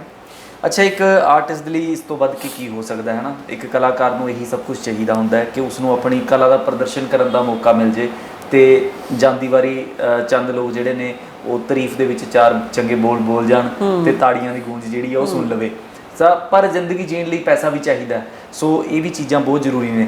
ਸੋ ਅਲਟੀਮੇਟਲੀ ਜੋ ਮੈਨੂੰ ਸਮਝ ਆਇਆ ਤੁਹਾਡੇ ਨਾਲ ਗੱਲ ਕਰਕੇ, ਇੱਥੇ ਜੋ ਮੈਂ ਸਮਝ ਸਕਦਾ ਕਿ ਸਾਡਾ ਬਹੁਤ ਸਾਰਾ ਯੂਥ ਜਿਹੜਾ ਉਹ ਗਲੈਮਰਸ ਇੰਡਸਟਰੀ ਦੇ ਵੱਲ ਨੂੰ, ਚਕਾਚੌਂਧ ਵੱਲ ਨੂੰ ਜਾਂਦਾ ਹੈ ਕਿ ਅਸੀਂ ਇਹ ਚੀਜ਼ ਕਰ ਲਈਏ, ਉਹ ਚੀਜ਼ ਕਰ ਲਈਏ। ਤਾਂ ਅਵੇਅਰ ਹੋਣਾ ਬਹੁਤ ਜ਼ਿਆਦਾ ਜ਼ਰੂਰੀ ਹੈ ਸਾਰੀ ਚੀਜ਼ਾਂ ਨੂੰ ਲੈ ਕੇ, ਬਹੁਤ ਜ਼ਿਆਦਾ ਜ਼ਰੂਰੀ ਆ। ਹੁਣ ਮੈਨੂੰ ਕੱਲ ਕਿਸੇ ਵੀਰੇ ਦਾ ਫੋਨ ਆਉਂਦਾ ਆਸਟ੍ਰੇਲੀਆ ਤੋਂ, ਕਹਿੰਦੇ ਭੈਣ ਮੈਂ ਆਸਟ੍ਰੇਲੀਆ ਤੋਂ ਆ ਤੇ ਮੈਂ ਤੁਹਾਨੂੰ ਬਹੁਤ ਲੰਬੇ ਟਾਈਮ ਤੋਂ ਫੋਲੋ ਕਰ ਰਿਹਾ ਨਾ, ਕਹਿੰਦੇ ਪਰ ਸਾਨੂੰ ਨਹੀਂ ਸੀ ਪਤਾ ਵੀ ਜੋ ਅਸੀਂ ਦੇਖ ਰਹੇ ਹਾਂ ਉਹਦੇ ਪਿੱਛੇ ਕੀ ਆ। ਇੱਕ ਹੱਸਦੇ ਹੋਏ ਚਿਹਰੇ ਦੇ ਪਿੱਛੇ, ਕਿਉਂਕਿ ਮੇਰਾ ਸੁਭਾਅ ਹੈ ਹੱਸਣਾ, ਮੈਂ ਕਈ ਵਾਰੀ ਨਾ ਸਾਡੇ ਇਦਾਂ ਦਾ ਵੀ ਹੋ ਜਾਂਦਾ ਵੀ ਅਸੀਂ ਕਿਸੇ ਭੋਗ ਤੇ ਗਏ ਹੋਈਏ ਨਾ, ਵੀ ਨਾਲ ਦੀ ਕੋਈ ਇਦਾਂ ਦੀ ਗੱਲ ਕਰ ਦਿੰਦੇ ਨੇ ਵੀ ਹਾਸੀ ਨਿਕਲ ਜਾਂਦੀ ਆ, ਉੱਥੇ ਫਿਰ ਮੈਨੂੰ ਚੁੱਪ ਕਰਨਾ ਤੇ ਚੁੱਪ ਕਰਦਾ, ਇੱਥੇ ਵੀ ਹੱਸੀ ਜਾਨੀ ਆ। ਉਹ ਮੇਰਾ ਨੇਚਰ ਆ, ਖੁਸ਼ ਰਹਿਣਾ, ਹੱਸਣਾ, ਗਾਹ ਪਾਈ ਜਾਣਾ ਸਾਰਾ ਦਿਨ। ਹੁਣ ਮੇਰੇ ਨਾਲ ਔਖਾ ਟਾਈਮ ਵੀ ਸੀਗਾ, ਮੈਂ ਵੀ ਰੋਨੀ ਆ, ਮੈਂ ਜਿਵੇਂ ਮੈਂ ਰੋਨੀ ਆ ਮੈਨੂੰ ਲੱਗਦਾ ਕੋਈ ਰੋਂਦਾ ਹੀ ਨਹੀਂ ਹੋਣਾ, ਐਡੀ ਉੱਚੀ ਬੱਚਿਆਂ ਵਾਂਗ ਸ਼ੁਰੂ ਹੋ ਜਾਂਦੀ ਆ, ਪਰ ਜਦੋਂ ਨਿਕਲ ਜਾਂਦਾ ਫਿਰ ਮੈਂ ਸ਼ਾਂਤ ਹੋ ਜਾਂਦੀ ਆ ਵੀ ਹਾਂ ਹੁਣ ਠੀਕ ਆ ਨਾ। ਸੋ ਇੱਕ ਬੈਡ ਲਾ ਲਓ ਵੀ ਇਹ ਇੱਕ ਟਾਈਮ ਆਉਂਦਾ ਹੀ ਆਉਂਦਾ ਵੀ ਤੁਸੀਂ ਮੈਨੂੰ ਦੇਖ ਕੇ ਜੱਜ ਨਹੀਂ ਕਰ ਸਕਦੇ ਵੀ ਮੈਂ ਕੀ ਕਰ ਰਹੀ ਹਾਂ। ਮੈਂ ਉਹ ਵੀਰੇ ਨੂੰ ਫਿਰ ਸਮਝਾਇਆ, ਮੈਂ ਕਿਹਾ ਵੀਰੇ ਵੀ ਜੋ ਦਿਖਦਾ ਨਾ ਉਹ ਹੁੰਦਾ ਨਹੀਂ। ਸਾਡੀ ਲਾਈਫ ਇਦਾਂ ਦੀ ਆ ਗਲੈਮਰਸ, ਵੀ ਹਰ ਬੰਦਾ ਵੀ ਜੋ ਇੱਥੇ ਕਲਾਕਾਰ ਜਾਂ ਕੋਈ ਹੁਣ ਰੀਲਸ ਤੇ ਵਲੌਗਰਸ ਕਿੰਨੇ ਆ ਗਏ, ਉਹ ਜੋ ਦਿਖਾ ਰਹੇ ਨੇ ਨਾ ਉਹ ਵਲੌਗਿੰਗ ਵਾਲੀ ਜ਼ਿੰਦਗੀ ਵੀ ਨਹੀਂ ਆ। ਹਾਂ, ਮੈਂ ਵੀ ਵਲੌਗਿੰਗ ਸ਼ੁਰੂ ਕੀਤੀ ਸੀ ਪਰ ਮੇਰੇ ਤੋਂ ਹੋਈ ਨਹੀਂ, ਕਿਉਂਕਿ ਉਹ ਕੈਮਰੇ ਮੂਹਰੇ ਬੋਲਣਾ ਵੀ ਹਾਂਜੀ ਕੀ ਹਾਲ ਚਾਲ ਹੈ, ਅਸੀਂ ਚੱਲੇ ਆ ਇੱਥੇ ਇਹ ਉਹ, ਤੇ ਉਧਰੋਂ ਅਸੀਂ ਲੜਦੇ ਹੁੰਦੇ ਆ ਆਫ ਕਰਿਆ ਕੀ ਆ ਇਹ ਉਹ, ਹਨਾ। ਮੈਂ ਕਿਹਾ ਨਹੀਂ, ਫੇਕ ਪੂਣਾ ਲੱਗ ਰਿਹਾ ਵੀ ਨਹੀਂ ਹੋਣਾ, ਆਪਾਂ ਨੂੰ ਫੇਕ ਨਹੀਂ ਹੋਣਾ ਚਾਹੀਦਾ। ਜੋ ਤੁਸੀਂ ਐਕਚੁਅਲ ਚ ਕਰ ਰਹੇ ਹੋ ਉਹ ਤੁਸੀਂ ਦਿਖਾਓ ਲੋਕਾਂ ਨੂੰ ਵੀ ਆਹ ਸਾਡੀ ਜ਼ਿੰਦਗੀ ਆ। ਤੇ ਹੁਣ ਜਿਵੇਂ ਸਾਡਾ ਉਹਦਾ ਨਾ, ਸਾਨੂੰ ਤਿਆਰ ਹੋ ਕੇ ਰਹਿਣਾ ਪੈਂਦਾ, ਉਵੇਂ ਦੀਆਂ ਫੋਟੋਆਂ ਪਾਉਣੀਆਂ ਪੈਂਦੀਆਂ ਨੇ। ਸੋ ਤੁਸੀਂ ਫੋਟੋਆਂ ਤੋਂ ਜੱਜ ਨਾ ਕਰਿਆ ਕਰੋ ਵੀ ਸਾਡੀ ਜ਼ਿੰਦਗੀ 'ਚ ਕੀ ਚੱਲ ਰਿਹਾ। ਇਹ ਬੋਲਣ ਲੱਗੇ ਮਿੰਟ ਲਾਉਂਦੇ ਨੇ, ਕਮੈਂਟਸ ਲਾ ਲਓ, ਮੈਸੇजेस ਲਾ ਲਓ, ਤੂੰ ਤਾਂ ਆਏ ਆ, ਹਨਾ। ਕੋਈ ਗਾਲਾਂ ਕੱਢਦੇ ਨੇ ਮਾਵਾਂ ਭੈਣਾਂ ਦੀਆਂ, ਤੇ ਮਤਲਬ ਗੰਦੇ ਜਿਹੇ ਮੈਸੇਜ ਕਰਨੇ। ਇਹਨਾਂ ਨੂੰ ਇਹ ਨਹੀਂ ਪਤਾ ਵੀ ਸਾਡੀ ਜ਼ਿੰਦਗੀ 'ਚ ਕੀ ਚੱਲ ਰਿਹਾ। ਇਹੋ ਜਿਹੇ ਕਮੈਂਟ ਪੜ੍ਹ ਕੇ ਕਈ ਵਾਰੀ ਮੈਂ ਬਹੁਤ ਅਪਸੈਟ ਹੋ ਜਾਂਦੀ ਹਾਂ। ਤੇ ਹੁਣ ਮੈਨੂੰ ਰੀਸੈਂਟ ਪੁੱਛਿਆ ਗਿਆ, ਕਹਿੰਦੇ ਵੀ ਤੁਸੀਂ ਉਦੋਂ ਵੀ ਸੁਸਾਈਡ ਕੀਤਾ, ਹਨਾ। ਮੈਂ ਕਿਹਾ ਵੀ ਮੈਂ ਪਿਛਲੇ ਸਾਲ ਵੀ ਕਰ ਚੁੱਕੀ ਹਾਂ ਅੱਕ ਕੇ। ਹਾਂ, ਜਦੋਂ ਤੁਸੀਂ ਇਕੱਲੇ ਰਹਿੰਦੇ ਹੋ, ਨੈਗੇਟਿਵਿਟੀ ਆ, ਉਹ ਤੋਂ ਤੁਹਾਨੂੰ ਕਮੈਂਟ ਲਾ ਲਓ ਜਾਂ ਤੁਹਾਨੂੰ ਮੈਸੇजेस ਇਦਾਂ ਦੇ ਆ ਰਹੇ ਨੇ, ਤੁਸੀਂ ਸੋਚੀ ਜਾਂਦੇ ਹੋ ਫਿਰ ਕੰਮ ਨਹੀਂ ਵੀ ਇਹ ਚੱਲ ਕੀ ਰਿਹਾ, ਕੀ ਹੋਈ ਜਾਂਦਾ ਨਾ।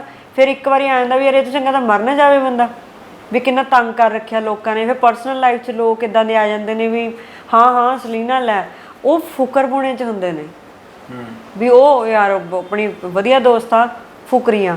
ਤੇ ਮੈਨੂੰ ਉੱਦਾਂ ਦੇ ਦੋਸਤ ਨਹੀਂ ਪਸੰਦ। ਹੁਣ ਤਾਂ ਮੈਨੂੰ ਲੱਗਦਾ ਕੋਈ ਹੈ ਹੀ ਨਹੀਂ, ਵੀ ਬਹੁਤ ਰੇਅਰ ਮੇਰੇ ਨਾਲ ਲੋਕ ਜੁੜੇ ਹੋਏ ਨੇ ਵੀ ਜਿਹੜੇ ਲੰਬੇ ਟਾਈਮ ਤੋਂ ਸੀ ਉਹ ਰਹਿ ਗਏ, ਨਵੇਂ ਤਾਂ ਹੈ ਹੀ ਨਹੀਂ। ਮੈਨੂੰ ਪਤਾ ਵੀ ਹੁਣ ਇਹ ਕਾਹਦੇ ਲਈ ਇੱਥੇ ਬੈਠਾ, ਕੀ ਗੱਲ ਕਰ ਰਿਹਾ। ਠੀਕ ਆ, ਮੈਂ ਤੁਹਾਡੀਆਂ ਅੱਖਾਂ 'ਚ ਦੇਖ ਸਕਦਾ। ਕਹਿੰਦੇ ਨਾ ਕਿ ਹੰਝੂ ਸਿਰਫ ਡਿੱਗ ਕੇ ਨਹੀਂ ਪਤਾ ਲੱਗਦੇ ਹੁੰਦੇ, ਜਦੋਂ ਇੱਕ ਨਵੀਂ ਆਉਂਦੀ ਹੈ ਅੱਖਾਂ ਦੇ ਵਿੱਚ, ਜਾਂ ਫਿਰ ਕਹਿ ਲਓ ਕਿ ਦੁੱਖ ਬੋਲ ਕੇ ਜੇ ਦੱਸਿਆ ਤੇ ਕੀ ਦੱਸਿਆ, ਹੈ ਨਾ। ਬਟ ਤੁਸੀਂ ਫਿਰ ਵੀ ਬਹੁਤ ਸਾਰੀਆਂ ਗੱਲਾਂ ਕਲੀਅਰ ਕੀਤੀਆਂ ਨੇ, ਔਰ ਬਹੁਤ ਘੱਟ ਉਮਰ ਦੇ ਵਿੱਚ ਤੁਹਾਨੂੰ ਕਾਫੀ ਮੁਸ਼ਕਲਾਂ ਦਾ ਸਾਹਮਣਾ ਵੀ ਕਰਨਾ ਪਿਆ। ਮੈਂ ਇੱਕੋ ਚੀਜ਼ ਕਹਾਂਗਾ ਕਿ ਸ਼ਾਇਦ ਪਰਮਾਤਮਾ ਤੁਹਾਨੂੰ ਕੁਝ ਦਿਖਾਉਣਾ ਚਾਹੁੰਦਾ ਸੀ, ਉਹਨੇ ਦਿਖਾਤਾ, ਦੁਨੀਆ ਦੀ ਸੱਚਾਈ ਤੋਂ ਜਾਣੂ ਕਰਵਾਤਾ, ਪਰ ਤੁਹਾਡੇ ਲਈ ਰਸਤਾ ਬਹੁਤ ਖੁੱਲ੍ਹਾ ਹੈ। ਸੋ ਕਹਿੰਦੇ ਨਾ ਕਿ ਅਭੀ ਤੋਂ ਆਸਮਾਂ ਔਰ ਵੀ ਬਾਕੀ ਹੈ ਨਾ। ਸਾਨੂੰ ਬਹੁਤ ਫੋਨ ਆ ਰਹੇ ਨੇ ਹੁਣ ਕੰਮ ਲਈ, ਹੈ ਨਾ, ਵੀ ਆਪਾਂ ਕਰਦੇ ਹਾਂ, ਪਰ ਜਦੋਂ ਅਗਲੇ ਬੰਦੇ ਨੂੰ ਨੌਲੇਜ ਨਹੀਂ ਨਾ, ਤਾਂ ਉਹਦਾ ਪੈਸਾ ਖਰਾਬ ਕਰਕੇ ਫਾਇਦਾ ਨਹੀਂ। ਪਰ ਪਲੱਸ ਪੁਆਇੰਟ ਹੁਣ ਇਹ ਹੈ ਨਾ ਕਿ ਹੁਣ ਤੁਸੀਂ ਅਵੇਅਰ ਹੋ ਸਾਰੀਆਂ ਚੀਜ਼ਾਂ ਨੂੰ ਲੈ ਕੇ ਵੀ।